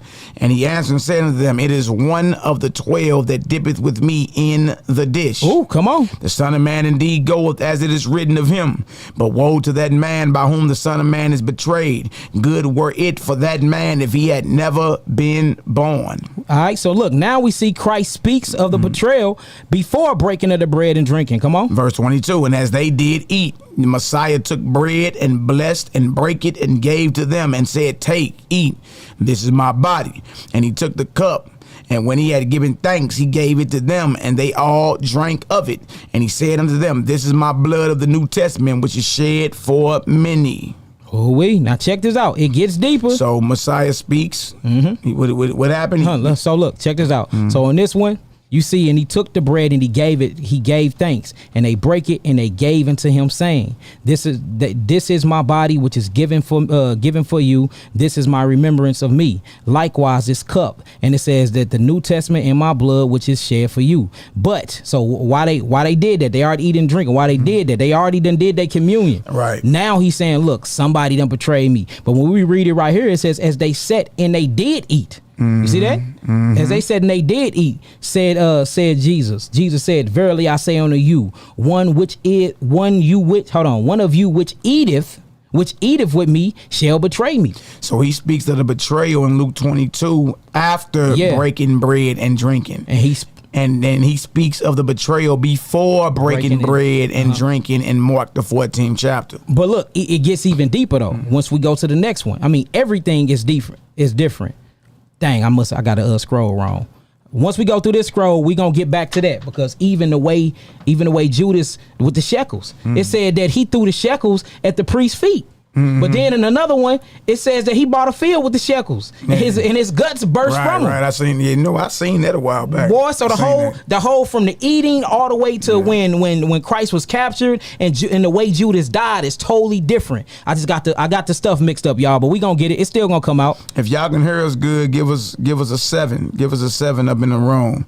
Bruh say your mic is a little muffled. Which muzzle? Which mic is muzzled? Let me know now. Is it mine or is it Maccabee? Mic check. Mine just went out. Yours is out? Yeah, you just right there. You good now? No, it's out now. There, I can hear it. It's doing what it was doing at first. Let me put you in plug 4 then. There it is. It's back? Yeah, it's back. I'm all good now. All right, cool. What about y'all? Can y'all hear me? Let me take it off. 7. Both mics on point. They saying we good. Okay, all right. Let's get back to it then. Now check this out, y'all. I should have checked the order, but it's all good. All right, look. The name of Moses' fathers. Let's get it. Yeah, his father-in-law Jethro, right? Now, Exodus 3:1. Now, Moshe kept the flock of Jethro, his father-in-law, the priest of Midian. And he led the flock to the backside of the desert and came to the mountain of Elohim, even to Horeb. All right, and notice this too. Even the mountain is getting called different names. They call it Mount Horeb. Now look, Moshe keep the flock of Jethro, his father-in-law. This is in Exodus chapter Shemot. They call it Shemot in Hebrew. Shemot 3:1. Now let's go to to Shemot 2:16. Let's read what that say. Exodus 2:16. Now the priest of Midian had 7 daughters, and they came and drew water and filled the troughs to water their father's flock. And the shepherds came and drove them away, but Moshe stood up and helped them and watered their flock. And when they came to Reuel, their father. Hold on, Reuel. So we got Jethro in one chapter, but then we got Reuel in the other. We got Horeb in one chapter, and we got Sinai in another chapter, showing you again different scribes inside the same book, different scribes inside the same Shemot, different scribes writing different things. You're gonna see Moses getting put down in one chapter, and then he get lifted up in another chapter. You're gonna see Aharon getting put down in one chapter, and he's lifted up in another chapter. And just to let y'all know, for and on the record, y'all, all the Hebrew Israelites didn't think Moses and Aharon was even brothers. Some of them didn't even think that they was brothers. Just like you got some Israelites that thought that that Joseph was the actual biological father of Yahushua. Then you got some that thought that it was straight up the Holy Spirit and he was the son of Yahweh. Right. All in the Israelite faith, all around the same exact time. Showing you that since the beginning of time, there's been conflict between the scribes. There's been conflict between the priests. There's been conflict between brothers. There's been conflict, y'all, the whole entire time with the prophets and the priests and the scribes, with the Pharisees and the Nazarenes, with Paul, or who we gonna call Saul of Tarsus, and the Nazarenes and the Essenes. It's been conflicts the whole time, and all of them had different beliefs and different ideologies. All of them. No way. Let's get to it. We think everybody was on one accord, huh? Especially after Messiah died, man. Look, I got this book called Early Christianities, boy. Yeah, they in there like, boy, it was the years after Messiah died, was so much conflict, could nobody agree on nothing. Yeah, you know what I mean? It's crazy, man. Facts. All right, let's read this one more time. So we see in Shemot, Exodus chapter 3:1, not only do they call the mountain Horeb and not Sinai, but they also call the father-in-law of Moshe Jethro. Yeah. But then we go down to Exodus 2:16. What that say? Exodus 2:16. Now the priest of Midian had 7 daughters, and they came and drew water and filled the troughs to water their father's flock. And the shepherds came and drove them away, but Moshe stood up and helped them and watered their flock. And when they came to Reuel, their father, he said, how is it that ye are come so soon today? And they said, an Egyptian delivered us out of the hand of the shepherds, and also drew water enough for us and watered the flock. And he said unto his daughters, and where is he? Why is it that ye have left the man? Call him that he may eat bread. And Moshe was content to dwell with the man, and he gave Moses Zipporah his daughter. So in this particular instance, if Reuel gave Moshe his daughter, that would make Reuel his father-in-law, right? Absolutely. So Reuel is his father-in-law, but then we get up here, we see in Exodus Shemot 3:1, we see Jethro is his father-in-law, talking about the same story and the same people, but different names, and they even call the mountains different, and they explain the terrain differently, just like the scribes in Bereshith in Genesis 1 and 2. Genesis 1 is calling him Elohim. Genesis 2 is calling him Yahweh El. It makes sense. Now trip off this, y'all. Exodus 3:1, right? Yeah. Like we under the belief that Moses wrote it. But look, Exodus 3:1. Now Moses kept the flock of Jethro, his father-in-law. Yeah. Shouldn't it be saying, now I kept the flock of my father-in-law, Jethro? Oh, man. That's showing somebody else is writing this. Somebody else is writing this. Oh, man. Somebody else is writing this. Yeah, unless he's crazy and speaking in third person. Y'all, yeah, they don't want war with the Maccabee. They do not want war with YAHKI. YAHKI made this lesson up. YAHKI stayed up for 3 days putting this lesson together. Don't that sound crazy? Don't that sound crazy, man? That don't even sound right. Come on, man. Now look, check this out. These are my notes. My note says Moses' father-in-law in Exodus 3:1 is named Jethro, and then we even put it up, Jethro, and it says a suffix. It says it means excellence. It says Jethro, Moses or Moshe father-in-law. Now look, here go the Hebrew concordance for y'all that say, well, that was just his Egyptian names or his Midian name. No, this is a Hebrew name. Hebrew concordance 3500. That's right. Now when you get to Reuel, it says Reuel. It says from the same H7466. Total different Strongs and concordance. It says friend of God, Reuel, the name of Moses' father-in-law. Also an Edomite and an Israelite, Rugael or Ruel. And look, here go the Hebrew concordance again, H7466 and H410. So you can't pull a technicality and say, well, the reason why the name is different because it was in a different language. No, it wasn't. Same language, two different names. Exactly. Ooh-wee. Same thing for Horeb and Sinai. Same language, two different names, y'all. So you can't pull that on it. Look, we put this together nice, y'all. Yeah, this showing, and look, what we showing is more than one scribe, you know what I mean, that had their pen at work, you know what I mean, putting together what you call the Hathawarah. The Hathawarah. You pig Latin speaking Negroes.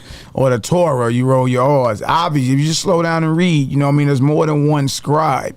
You know what I mean? So the question would be, Jeremiah prophesied about the lion pen of the scribes. We started the lesson off with that. When does that come into play? Facts. When does that come into play? So now we got Moses. Look, we got the same father-in-law, which is Moshe father-in-law, right? But he's been called two different names by two different editors, by two different scribes. Can we agree to that? If you can agree to that, type in some nines.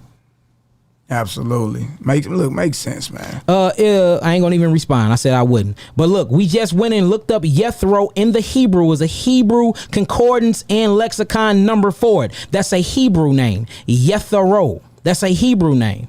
Otherwise, it wouldn't have been in there. If we see that so far, type in some nines.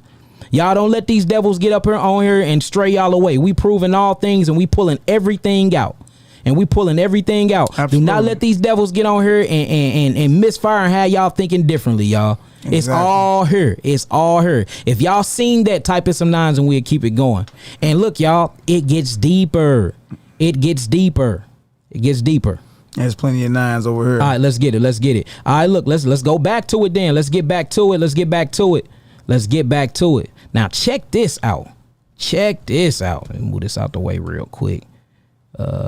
Bang, click on that where I'm at, blow that up, bang. All right, let's get it. All right, Moses or Moshe at the mountain. Hold on, no, this same one. Let me go back, make sure we ain't skipping Moses at the mountain. Oh, no, here we go. Yep, this is it. You're right, bro. I was wrong. Moshe at the mountain, Exodus 3:1. Now Moshe kept the flock of Jethro, his father-in-law, the priest of Midian, and he led the flock to the backside of the desert and came to the mountain of God, even to Horeb. Even to who? Horeb. So we got the mountain of Horeb, right? Come on. Verse 2, and the angel of Yahweh appeared unto him in a flame of fire out of the midst of a bush. And he looked, and behold, the bush burned with fire, and the bush was not consumed. Now, the reason why I kept verse 2, because I wanted to show y'all, now we got Yahweh, not Yahweh El, nor not Elohim, but we just got specifically Yahweh. So we dealing with a total different scribe. Here go another scribe. And notice this scribe called the Mount Sinai Mount Horeb. Now let's go down into Exodus 19:18. The book of Exodus, chapter 19:18. And Mount Sinai. And Mount what? Sinai was altogether on a smoke because Yahweh descended upon it in fire. And the smoke thereof ascended as the smoke of a furnace. And the whole mount quaked greatly. So now we got another scribe, and I'm going to show y'all why I'm saying this is another scribe. This one is still saying Yahweh, but it is calling the Mount Sinai. See that? So it shows you that different scribes did believe that his name was Yahweh. Some believe that his name was Yahweh El, and some believe that his name was Elohim. Y'all see that? Y'all see that, right? Now, look, these are my notes. It says the mount in Exodus 3:1 is called Mount Horeb, right? It says, note on the next one, the mount in Exodus 19:18 is called Mount Sinai, and Mount Sinai was together all on smoke. But in Genesis 3:2, it says, and he came to the mountain of God, even to Mount Horeb. My question is this: if these are the same scribes, if these are the same editors, then why is it changing so much of the Hebrew vocabulary? Man, look, excellent question. And be real with yourself. You know what I mean? Be real with yourself. Slow down. You dig? Slow down. Now check this out. Here go another one. The title says the instructions giving to Noah. The instructions, did I spell that right? Look, y'all, I put this together myself, so it might be some things right. ain't okay. All right, the instruction given to Noah. Let's read this account. You have to be real with yourself, family. You gotta be real with yourself. Let's read that, Maccabee. Genesis 6:19, and of every living thing, and of every living thing. I'm glad you just said that. So, and of every living thing, come on. Of all flesh. Of what? All flesh. So this is talking about all the animals, right? All right, of every living thing of all flesh, come on. 2 of every sort shall thou bring into the ark. Oh, so hold on. So if it's every living thing of all flesh, that means whether they clean and unclean, it don't matter. They account because it's all flesh. It's all flesh. Okay, come on. Shall thou bring into the ark to keep them alive with thee. They shall be male and female. Come on. Of fowls after their kind, and of cattle after their kind, of every creeping thing of the earth after his kind.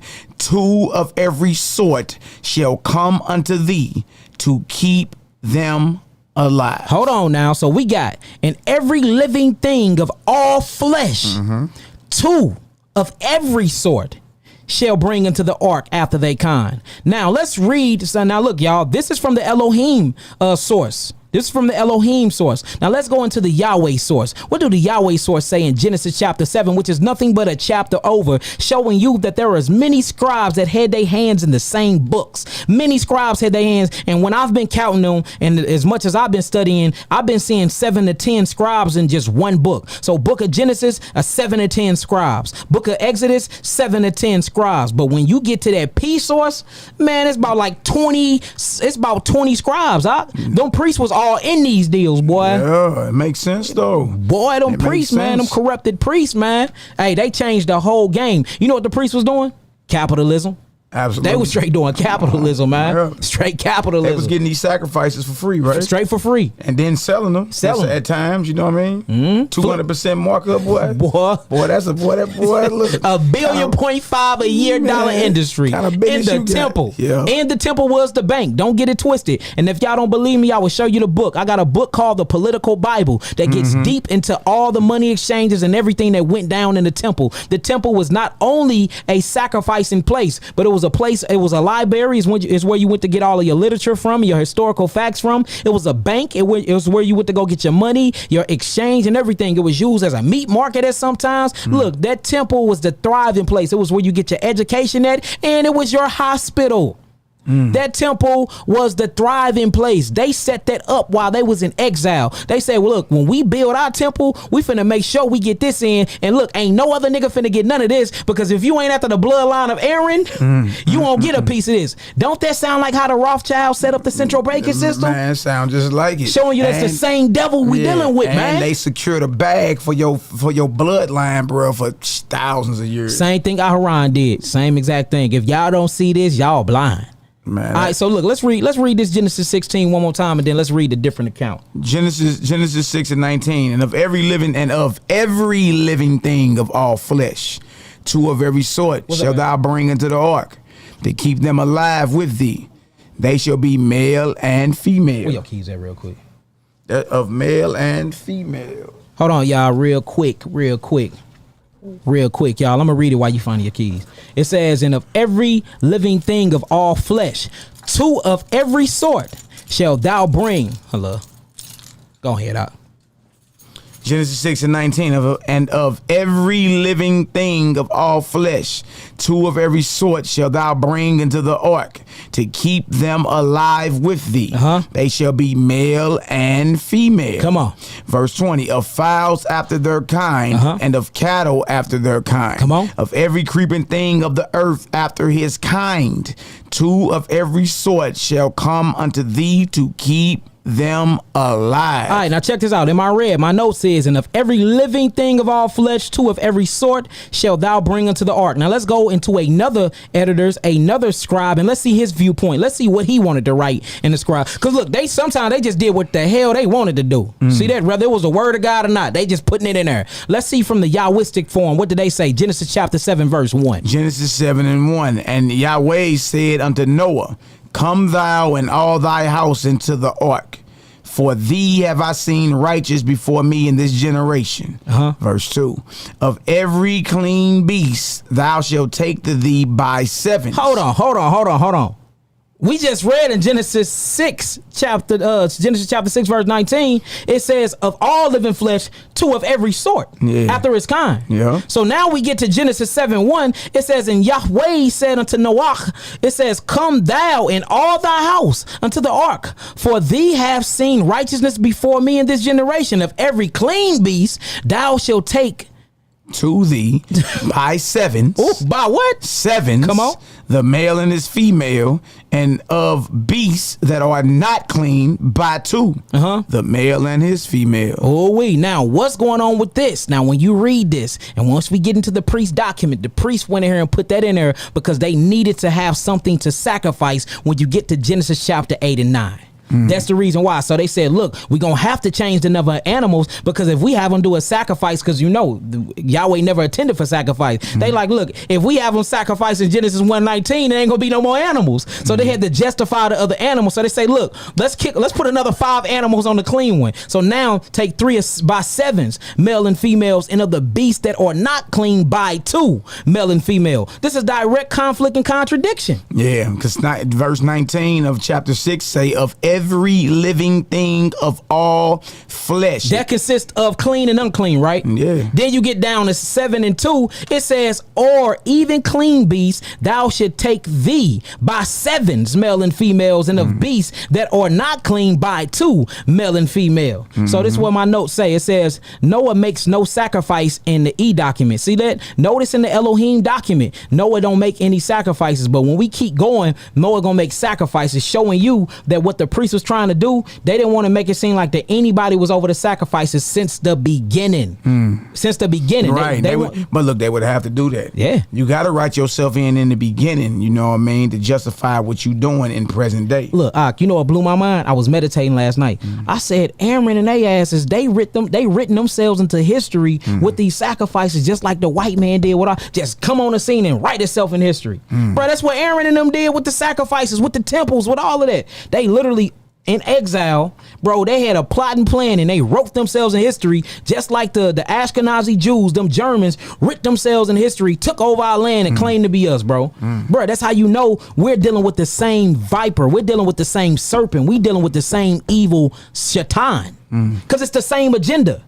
The same agenda. Now we just not dealing with no Europeans. We not dealing with no white boys. Now we're dealing with our own people that's been doing the same exact thing. Hebrew devils. Israelite devils. Hebrew devils.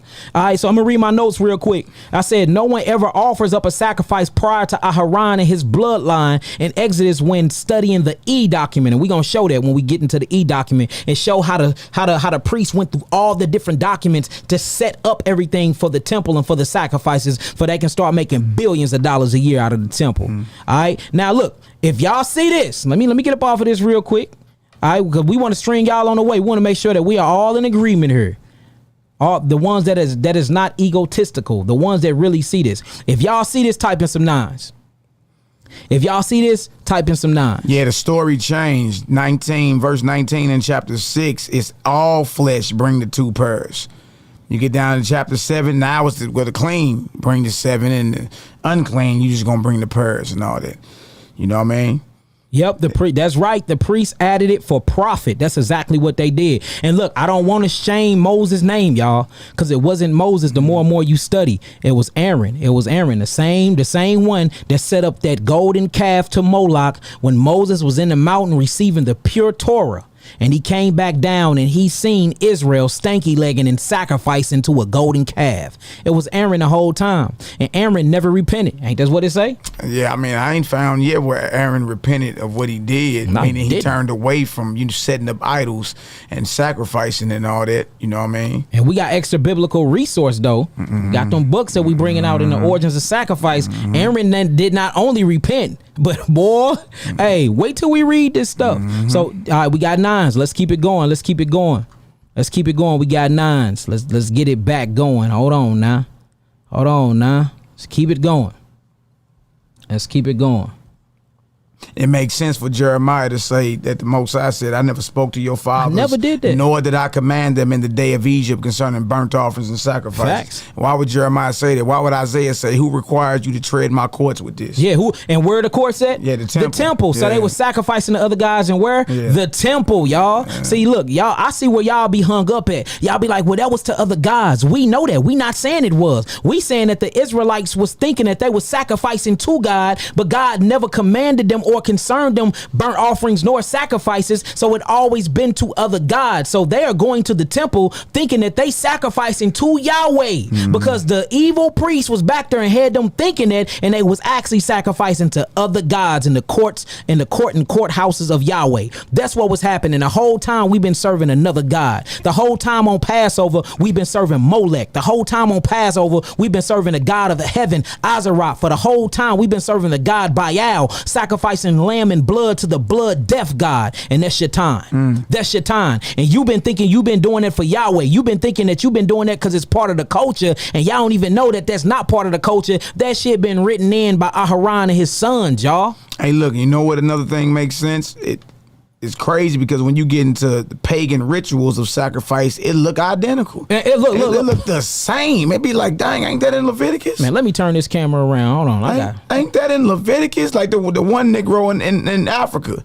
He know it's so identical. He called the sacrifices and that the same as voodoo. Facts. He believed that worshiping the Most High is the same as voodoo. Now, look, have I not?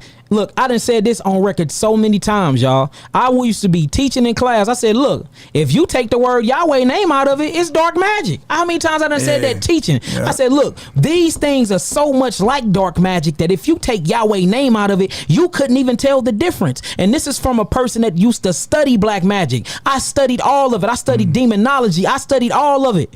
Bro, didn't you make me throw away the books? Y'all study, not practice. Yeah, not practice. And I'm like, look, it got to a point like, look, throw all that away. I threw it away. Yeah. Because of Maccabee. Look, I was studying it so much, not practicing. It just blew my mind that how the enemy was working and moving, and I'm studying. I'm like, wow. It's identical. Like it's identical, everything y'all. them priests is doing, like taking livers out and organs and taking the fat off and burning on the altar and putting blood out there and all that. But it's the same exact rituals to these dark black magic deities, these gods. Facts. They doing the same exact thing. Facts.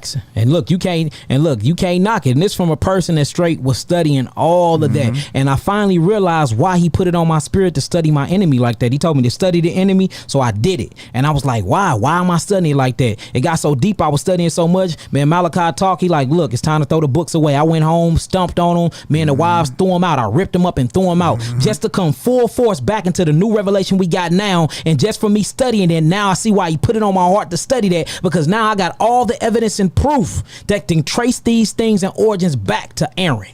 Boy, ain't that beautiful how Yahweh set that up, man? Yeah, he set that up, boy. Right, he set that up. All right, come on, let's get back to it, fam. Let's get back to it.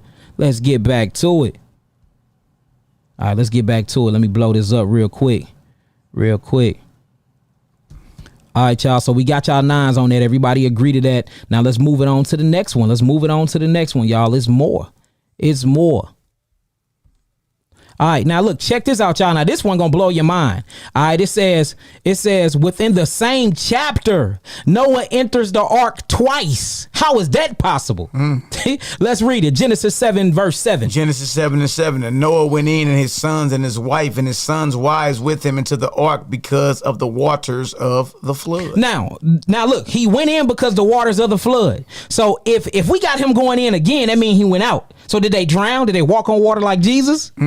That's my question. And this is in the same verse, y'all. So when Noah went in, and his sons and his wife and his sons' wives with him into the ark because of what? The waters of the flood. So they had to shut the door because the waters was already high, y'all. They had to get in the ark, right? Now check out just a couple verses down. Let's read. Genesis 7:13. The self same day entered Noah and Shem and Ham and Japheth, the sons of Noah, and Noah's wife, and the three wives of his sons with them into the ark. There there it go again. Same chapter. We got Noah going into the ark the same time. This is the same King James Version Bible. This is not two different versions mushed together. If you don't believe me, pick up your Bible and read it right now. And what do we see about this scribe? Something that's different from both scribes. And one, he didn't name Noah's family. See that? But in Genesis chapter 2 and 13, notice the scribe started naming Noah, Shem, Ham, Japheth, and Noah's wives and 3 wives and sons into the ark. But in Genesis 7:7, it never named Noah's family. So now we see, look, there it go again. We got a second scribe that have more of the details than the first. Oh we. Now, if y'all see that, type in some 9s. If y'all see that, type in some 9s. If we need to read it again, type in some 9s. If y'all see that, type in some 9s, y'all. If y'all see that, type in some 9s. If y'all see that, type in some 9. Look, within the same chapter, you got 2 different scribes. Ain't that, man? Within the same, showing you that they was just mushing books together to create the Pentateuch. They was just mushing books and writings together to create the Torah and the Tanakh. They was just mushing them together. Boy. Hey, man, I'm just saying, man. Hey, look, and we thought the whole time Moses did this. The whole time. You know what I mean? The whole time Moses did this, y'all. This is a refurbished working of our history that our people came out of ancient Babylon with. Don't forget, 2nd Ezra 14 and 21, the Torah was burnt. Facts. You know what I mean? And then, you know what I mean, the spirit jumps on Ezra and he starts speaking and then his scribes start writing, but they wrote 204 books. Where them books at? Where them books at? Where them books at? Where them books your at? whole Bible, if you got the Apocrypha, is only 80 books. Without the Apocrypha, it's 66. You know what I mean? But the Torah is 5 books. Where 204 books at? You see what I'm saying? Yep. So we ain't saying the Holy Spirit ain't jump on Ezra. We saying you ain't got what Ezra wrote. You don't.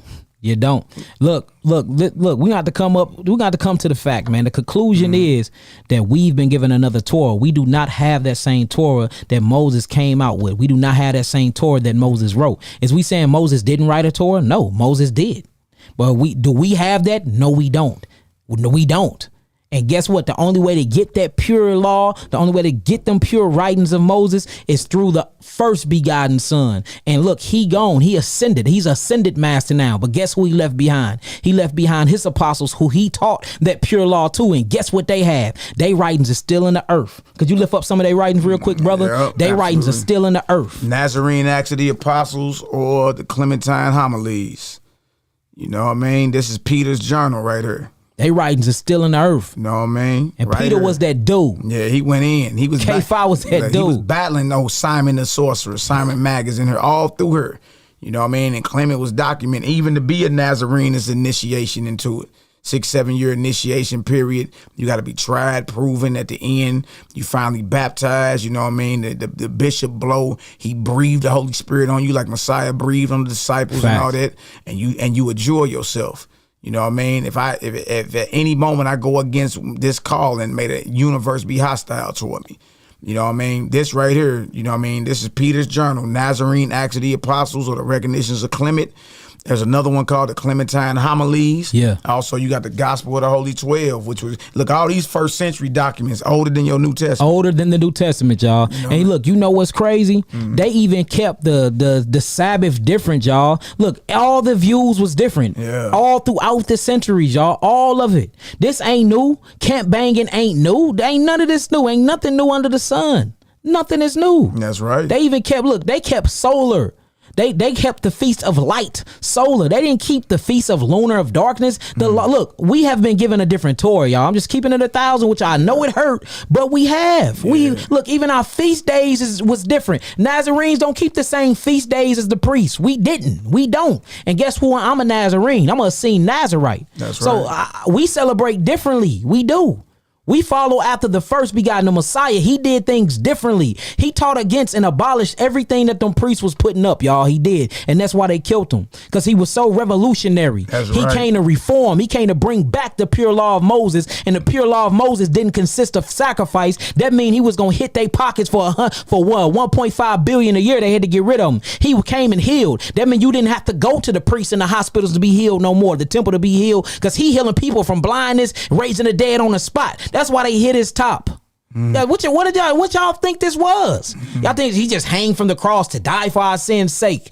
Man, look, it's deeper than all of that. Look, this is political assassination. Yeah, that was more of a murder. It was a straight murder, man. Political hit. A political hit. And the prophets got politically assassinated as well. They putting bags on brothers' heads. Yeah. Look, they ain't just started putting 50 stacks on niggas' head today. Right. They've been doing that since the time of Moses. Yeah. Yep. And the Nazarenes come out of the Essene movement. Yeah. You know what I mean? And they are the ones who guarded the true teachings of Moses. They was totally against every other establishment. All the priests, all the sacrifices, all the money they getting, all of it. Facts. You know what I mean? They was totally against what it was. You know what I mean? Facts. And they worked hard to keep these teachings out of the earth. You know what I mean? But they back now. They back now. You know what I mean? Shout out to all our brothers that been speaking about this for a few years. Some of them more mild-mannered than us. We gonna punch you in your mouth with this truth. Straight up. Right at your face with it. Straight up. You know what I mean? And that's what it is. And with that, y'all, it makes more sense. This is more of a revolutionary movement. You know what I mean? We're guardians of creation. Facts. You know what I mean? And again, you got a Torah of life and a Torah of death. Our people been mingling. Facts. You've been mingling life and death. You know what I mean? And when you doing that, the whole nation's sick now. Everybody's sick. Facts. You know what I mean? Everybody angry, arguing, ready to shoot each other. You know, there's all type of domestic abuse going on. Mm-hmm. You know what I mean? Like sisters been getting murdered in the truth. Where y'all think these demons coming from? Yeah, they straight out of the same tribe, y'all. You know what I mean? Like sisters getting murdered and put down and all type of madness going on, man. Yeah, you know what I mean? Look, that's because you got blood in your mouth. And on your hands. You know what I mean? And dead carcasses in your blood, and you can't even think straight. Maggots in your mind, tapeworms, hookworms, flukeworms, toxoplasmas, fasciolopsis, booski, all types of fluke worms. And boy, that sounds like on Boss Baby, they got some cat named Scooter Booski. Man, fasciolopsis booski, man, he take over your whole body. And look, guess what the Nazarites called them when they came out and you purged them? They called them demons. That's the serpent. The serpent's coming from that damn meat. All right, let's get back to it. Oh man, we might just have to finish part 2 tomorrow. This might be our lesson 2 more. It's all good. Cause we ain't even through all the scrolls yet, man. Man, how have we rock? And then don't forget, y'all, we got that that origin of them sacrifices coming out. Man. You know what I mean? I know a lot of the Negroes is mad. Look, I don't care nothing about y'all being mad. You know what I mean? What about y'all going against the Torah? Why? Because we telling y'all to put down the dead flesh and live? Ooh-wee. You know what I mean? Ain't no law that you got to eat flesh. There is no law. That ain't no law. What you mean? Oh wait, here go the commandments. No wait. The commandments. Huh? Let's read about these commandments. Huh? 3 different commands. Huh? And you can see where the P documents writ themselves in the commandments, because the commandments it's all sacrifice and feast. They just look, the priest just slipped it in there. Let's read it. We gonna start with the priest document, the P document first. And P means priest. Only reason why we bringing it out like this, because we ain't want to bring out the whole entire name of this stuff until after y'all start listening. Then we're gonna bring out who founded it, where it came from. We're gonna trace it back 800 years. We're gonna bring it up to the time of Ezra and Nehemiah, where the law where the word was out of the earth and how these scrolls got found. I mean, look, we got it all, y'all. We got it all. We might have to break this up in pieces, y'all, because everybody was saying that 4-hour one was just way too long. So we might read a few more and then we gonna stop and we'll be right back at y'all tomorrow. You know how I get with us, man. You know we go all night. Boy, we be going all night, boy, till the joker fall out the window. Facts. Exodus 34. Yep, Exodus 34, verse 4, 6, and 14 to 26, y'all. It consists of all this. Y'all can read the whole chapter on your own, but I just broke them all down, y'all. Now check this out. Let's read this. This right here is Exodus 34, verse 4. No, verse 4, 6, 14 to 16. Okay, Exodus 34, verse 4, 6, 14 through 26, right? Yeah. For thou shalt worship no other God, for Yahweh, whose name is jealous, is a jealous God. Now, before you keep going, what they did was they like, okay, we got to figure out how to centralize the sacrifices. We got to figure out how to just have one temple, because before what they were doing, y'all peep the record, y'all. Fact checked everything we saying. People were going around setting up altars everywhere and just sacrificing to God, which they was never sacrificing to Yahweh. They always been sacrificing to other gods, but they thought they have because the pens of the scribes. So what happened was they was thinking the priest had to come up with a way to centralize the sacrifices. So they literally said, man, we need to have a temple centralized where everything would come out of the temple. The food, the healing, everything would come out of the temple. So you're going to start seeing when they start writing, you can see the setup to when the temple is built. You can straight see it. Like, man, I ain't gonna lie. It was an evil but a very strategic, intelligent plot. It was wickedly genius. It was wickedly genius. I said, boy. So check this out, y'all. You can start right here. All right, whose name is jealous is a jealous Elohim. Lest thou make a covenant with the inhabitants of the land, and they go a whoring after their gods, and do sacrifice unto their gods, and one call thee, and thou eat of his sacrifice. Come on. And thou take of their daughters, unto thy sons, and their daughters go a whoring after their gods, and make thy sons go a whoring after their gods. Thou shalt make thee no molten gods. See that? Don't make no molten gods no more. All right? What you gonna do? You gonna bring them sacrifices to the temple. Huh? You gonna don't make no more molten gods. Don't set up no more altars. Remember, King Josiah had them go destroy all the altars. He put out a decree. He said, every altar y'all see up, go destroy that deal. We finna be bouncing. Look, we finna be getting that bag out of the temple. We finna be getting the bag out of the temple. Ain't no more you going over here and going over there and building altars. You see that? Come on with it. Verse, well, I'm at verse hold on, let me make sure 905 right we here. we still on? Check and make sure we still on. Yeah, we still on. All right, because that one went out. All right, let's get it. Yep, right here it says, the feast of unleavened bread shalt thou keep 7 days. Thou shalt eat unleavened bread as I commanded thee in the time of the month of Abib. For in the month of Abib thou camest forth from Egypt. All right. All that openeth the matrix is mine, and every firstling among thy cattle, whether ox or sheep, that is male. But the firstling of an ass thou shalt redeem with a lamb, and if thou redeem him not, then thou shalt break his neck. Ooh, hold on. So every firstling is mine. All right. Now my question is the temple built at this time? No, not in Exodus. Not in Exodus. So what is happening? We starting to see plots and plans for when the temple is built. What you finna be doing with all your firstlings? What you finna be doing with all your first fruits? That screen right there, us is black, but the other one is up. The other one is up. Hold on, y'all. Let me fix it real quick.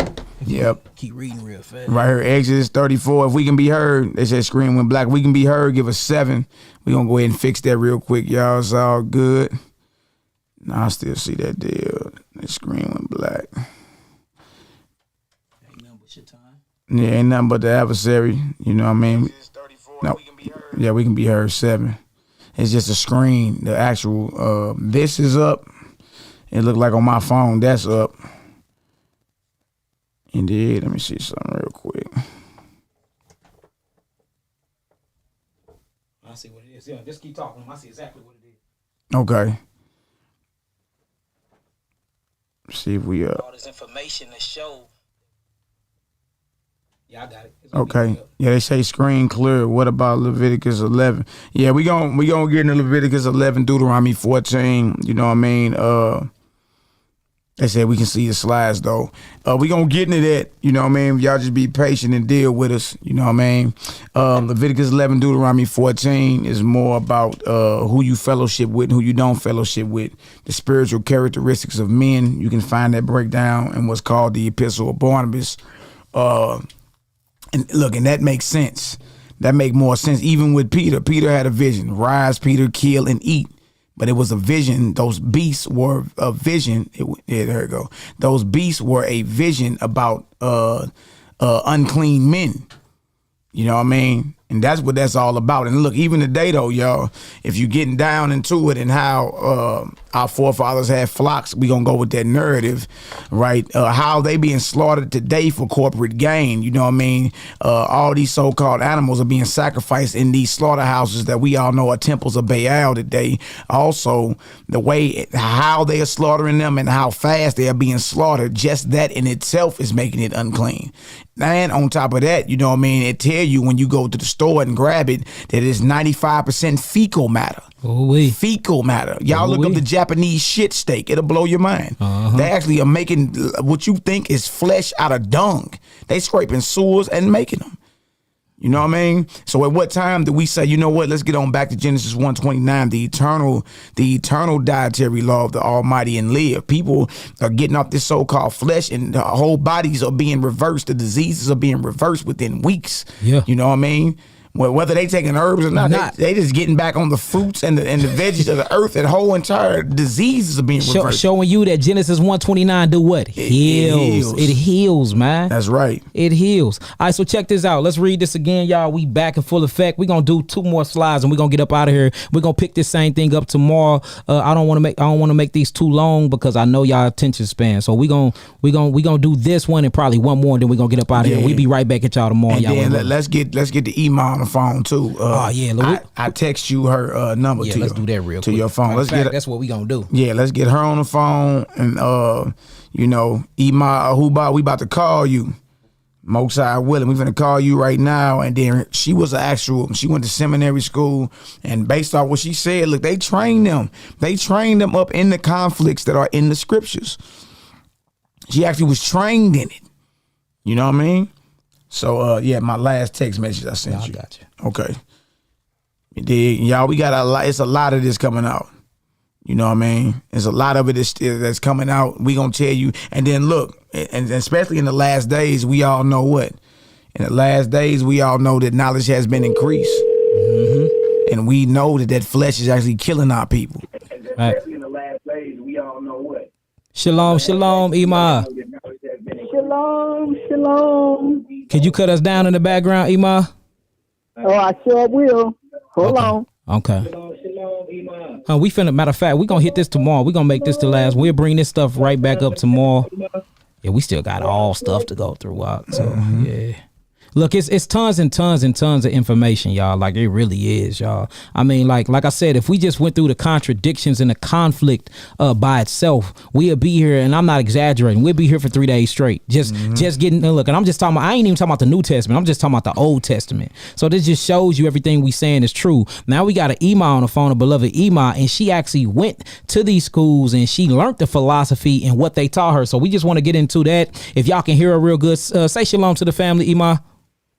Shalom to everybody in the chat. If y'all can hear, how y'all doing? If y'all can hear Ema, type in some 9s, and then we're going to get this started. If y'all can hear Ema, and we're going to leave it off at here. We're going to leave it off at that. If y'all can hear Ema, type in some 9s.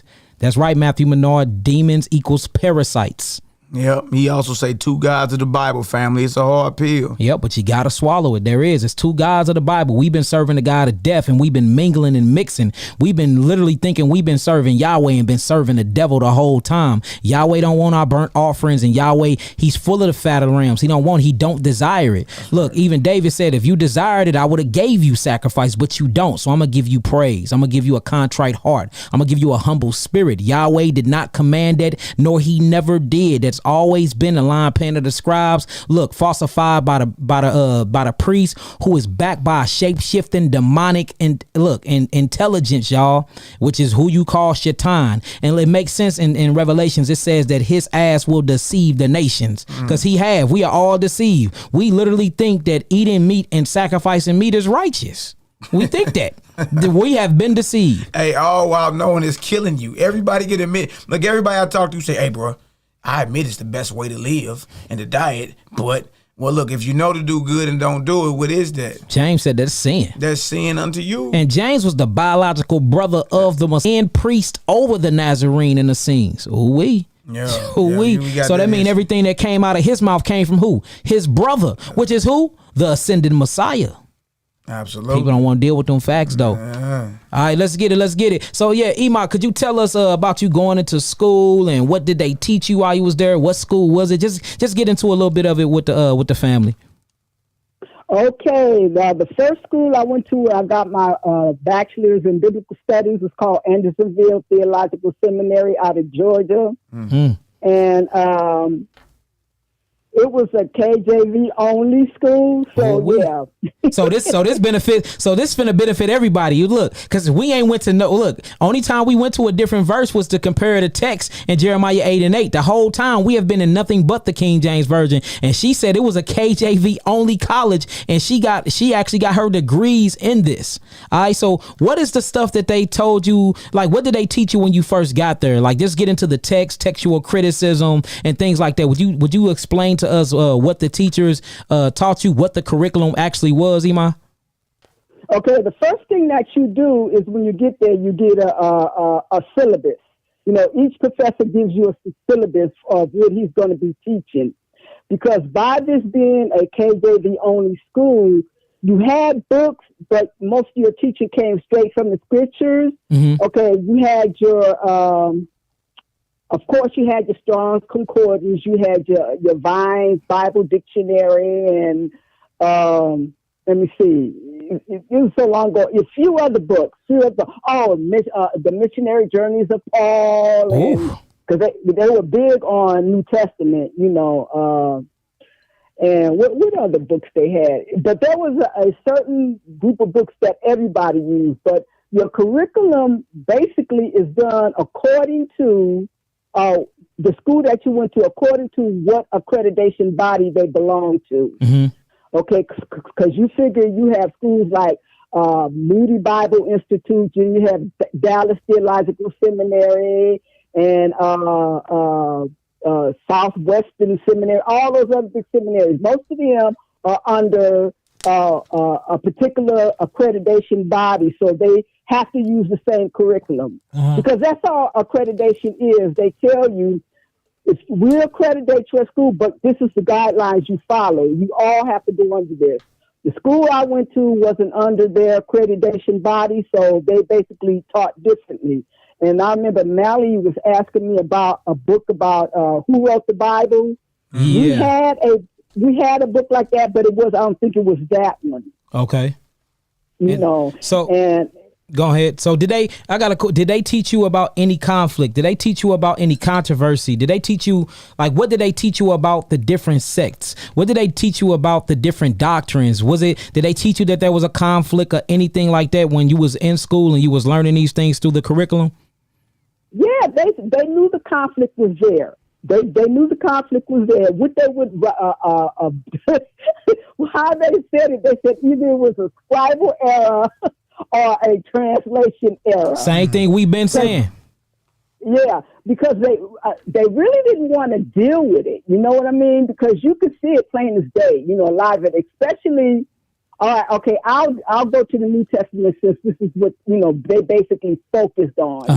Because they really didn't want to deal with the Tanakh too much. But when it came to Paul and James.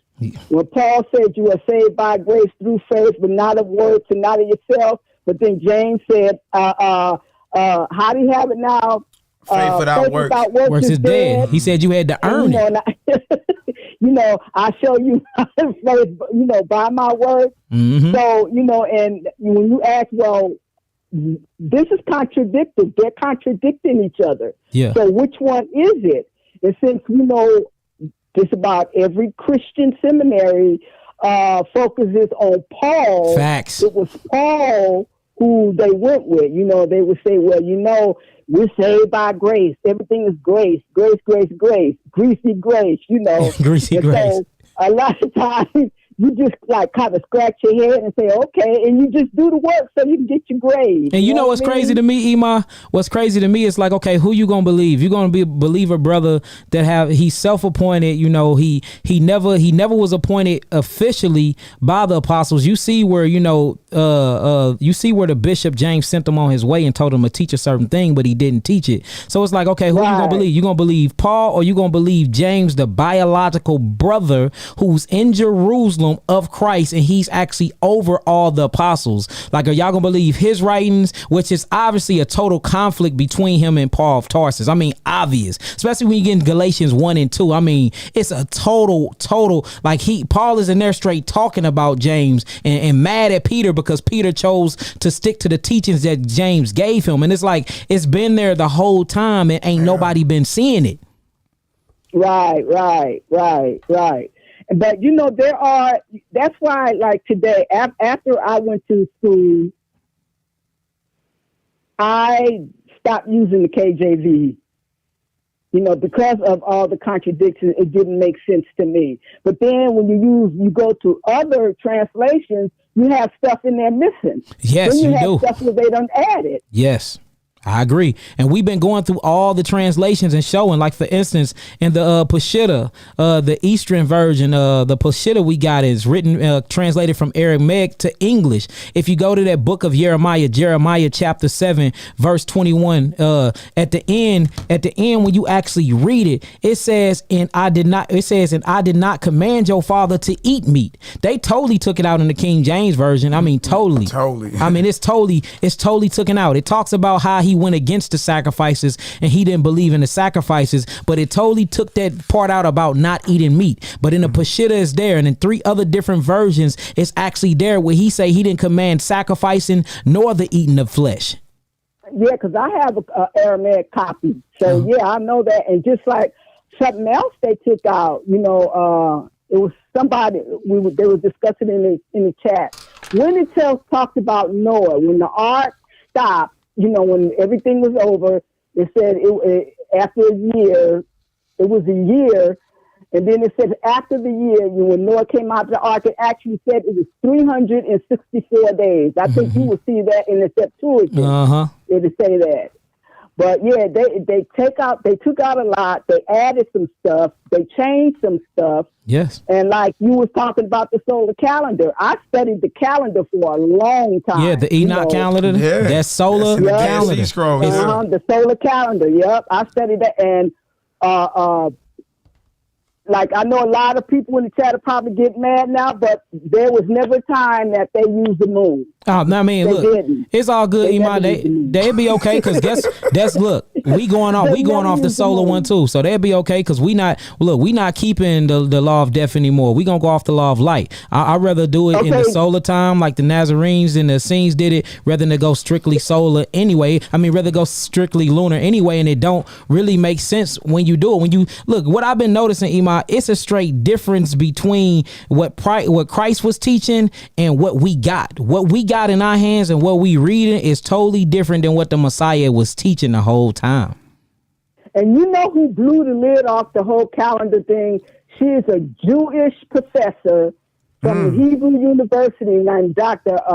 Elior. Oh, Dr. Elior. Rachel Elior. And it's called the riddle of the Jewish calendar is what she called it, because they think they hit. But but yeah, and I mean she broke that thing down, and then I went and when you pull out, if you really read about the times in the Dead Sea Scrolls, because the calendar is in the Dead Sea Scrolls. Yes, it is. You'll see it. It'll tell you when the first day of the year starts.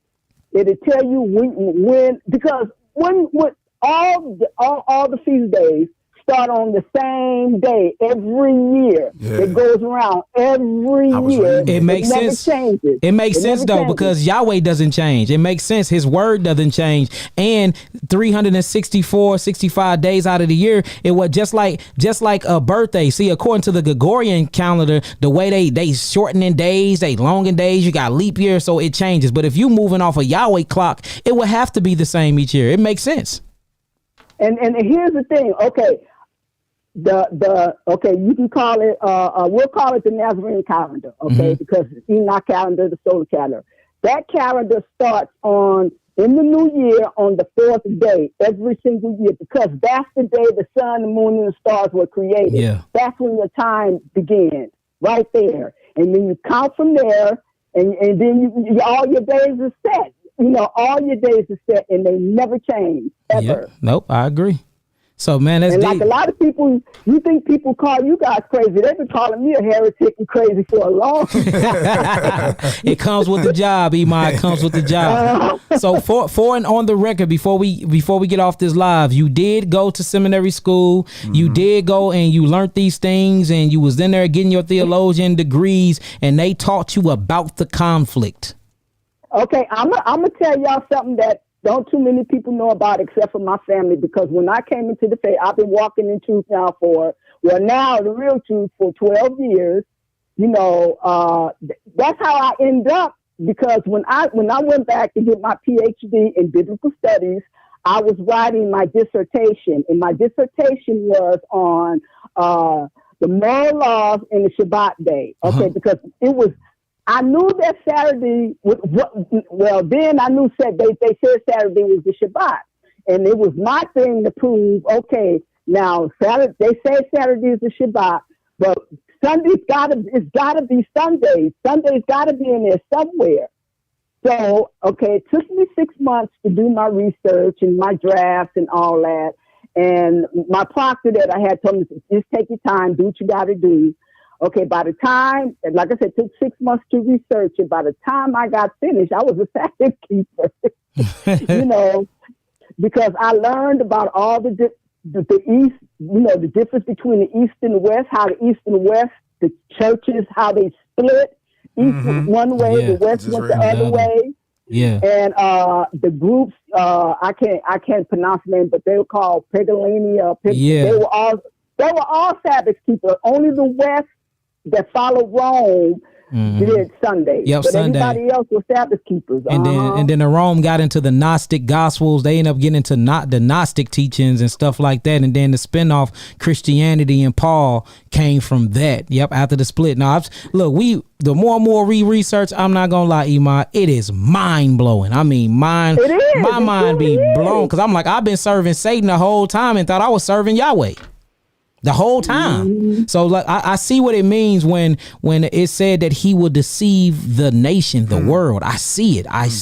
And it's heartbreaking in that the other brothers and sisters don't see it. But you know, this is a water drop to a wave. This is for a remnant. This is for a pure chosen Israel that's already inside of Israel. All Israel ain't Israel. So I get that everybody is not gonna get this, and the people that do, we're gonna get labeled crazy. We're gonna get labeled false prophets. We bringing in new doctrines, the doctrines of devil, everything that Paul set up. See, Paul set it up so sweet for people like the other side and not us, because he already was planning and plotting this. So now, you know, people going to use his the same thing Paul did with James and them. You know, it's going to be a different doctrine, a wind of doctrine. They're going to be teaching you to abstain from meat, to abstain from being married. And it's like that was a whole setup, because James and them was teaching the truth, and Paul needed to start his church, and he couldn't do it with Peter and them still in the mix. And that's the reason why Paul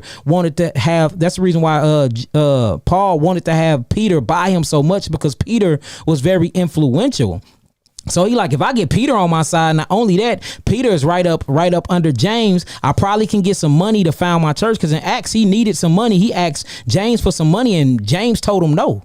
He like, I ain't getting your money. Then he got locked up. He was mad because didn't nobody come bail him out. So you just see the whole war there. And you see the only reason why he wanted Peter in the first place, because he wanted Peter to help get him a following. But Peter was going back and forth between James and Paul. And that's the reason why when Peter got caught sitting eating with the Gentiles, when James had sent man in there unaware, he hurried him and Barnabas and the rest of the people that was following Peter, hurried up and got up and left. And Paul called him out in front of everybody. He like, hold on, you've been eating with the Gentiles the whole time, but soon as James boys come in here, you want to get up and act like you don't got nothing to do with them. He called Peter a hypocrite in front of everybody, just showing you the back and forth struggle, the back and forth battle they've been having the whole time that we just been missing. Yeah. But anyway, I went to seminary. You know, I got, like I said, I got my BA in biblical studies. I got a master's in theology, and then I went back and got my PhD in biblical studies. So yeah. And this come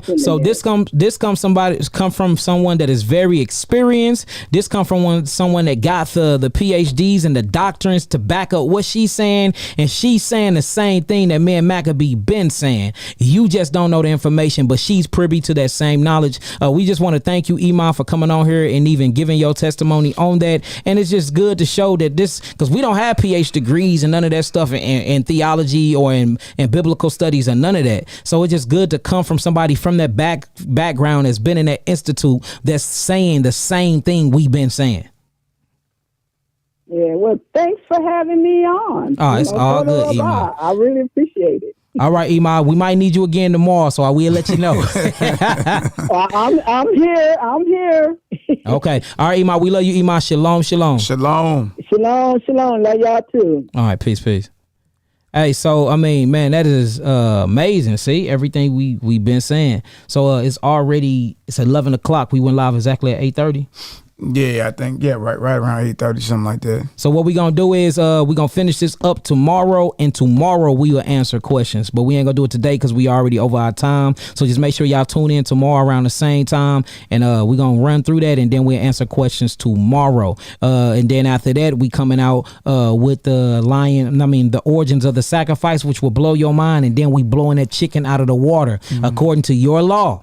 Because we don't follow that law. We believe that was spiritual, what Barnabas said. But according to your law, if you're eating chicken, the chicken is unclean. And we bringing that out too as well. So with that being said, we love y'all indeed. And in truth, peace, love, light, and healing to the family. Peace to the gods. Peace to the earth. You got anything to say to the family? Hey, man, look, y'all just, have some patience with us and, take your notes and all that, and then wait till we get done with these little series. And then if you got the spiritual fortitude to rebuke, then come on with it. You know what I mean? But understand this, what we bringing out, y'all, they talking about at Yale.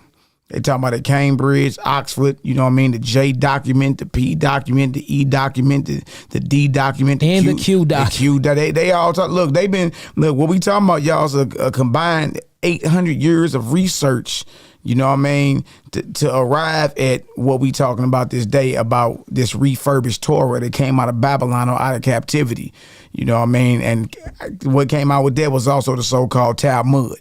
Yeah. You know what I mean? And it makes sense now because Jeremiah 8:8, the lion pen of the scribes, right?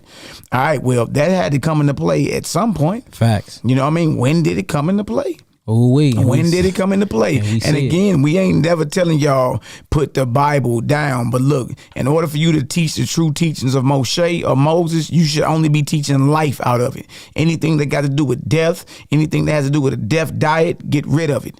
Let it go. And yes, we're telling you as your beloved brothers who love y'all, because we don't want to see you die early. You know what I mean? Put down the flesh, the strong drink, and put down that smoke. It's time to live. Yes, that's what we're telling you. And if that's a doctrine of the devil, because you believe what it says in 1 Timothy 4, then guess what? You're saying what we just said was sin. Yep, you saying that Genesis 1:29 is sin. That's what you saying. You know what I mean? When they all get done. So look, we love y'all. We want to see y'all live. Look, you need to be around for not only your grandchildren, but your great-grandchildren.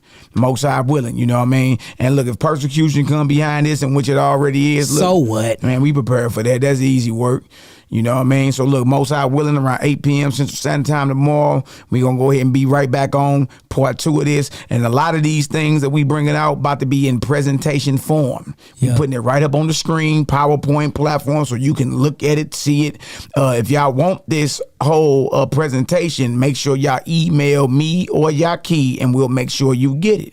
You understand? Because look, y'all get the same information we got. You may find something we ain't see. Right, and we can build off of that. Yeah, all praises, glory now to the Most High. Yeah, hey y'all, it gets deeper. Wait till tomorrow. We ain't even been through half of this presentation, y'all. It gets deeper. We brought out the light stuff first because we ain't want people running off the chat. It gets deeper, y'all. So for those that's claiming that the Bible have not been tampered with, or that there is no contradictions or conflicts, be real with yourself, y'all. You got to, man. Look, we've been serving 2 gods. It's time to choose the God of life and light, and not darkness and death. It's time to eat life and light, and not death and maggots. All right, you cannot possibly arrive to a point or know the mysteries of the kingdom to come with flesh in your mouth, blood on your tongue, and blood in your hands. Absolutely. With that saying, we love y'all indeed in truth. Peace to the gods, peace to the earth. Shalom, shalom. Hallelujah.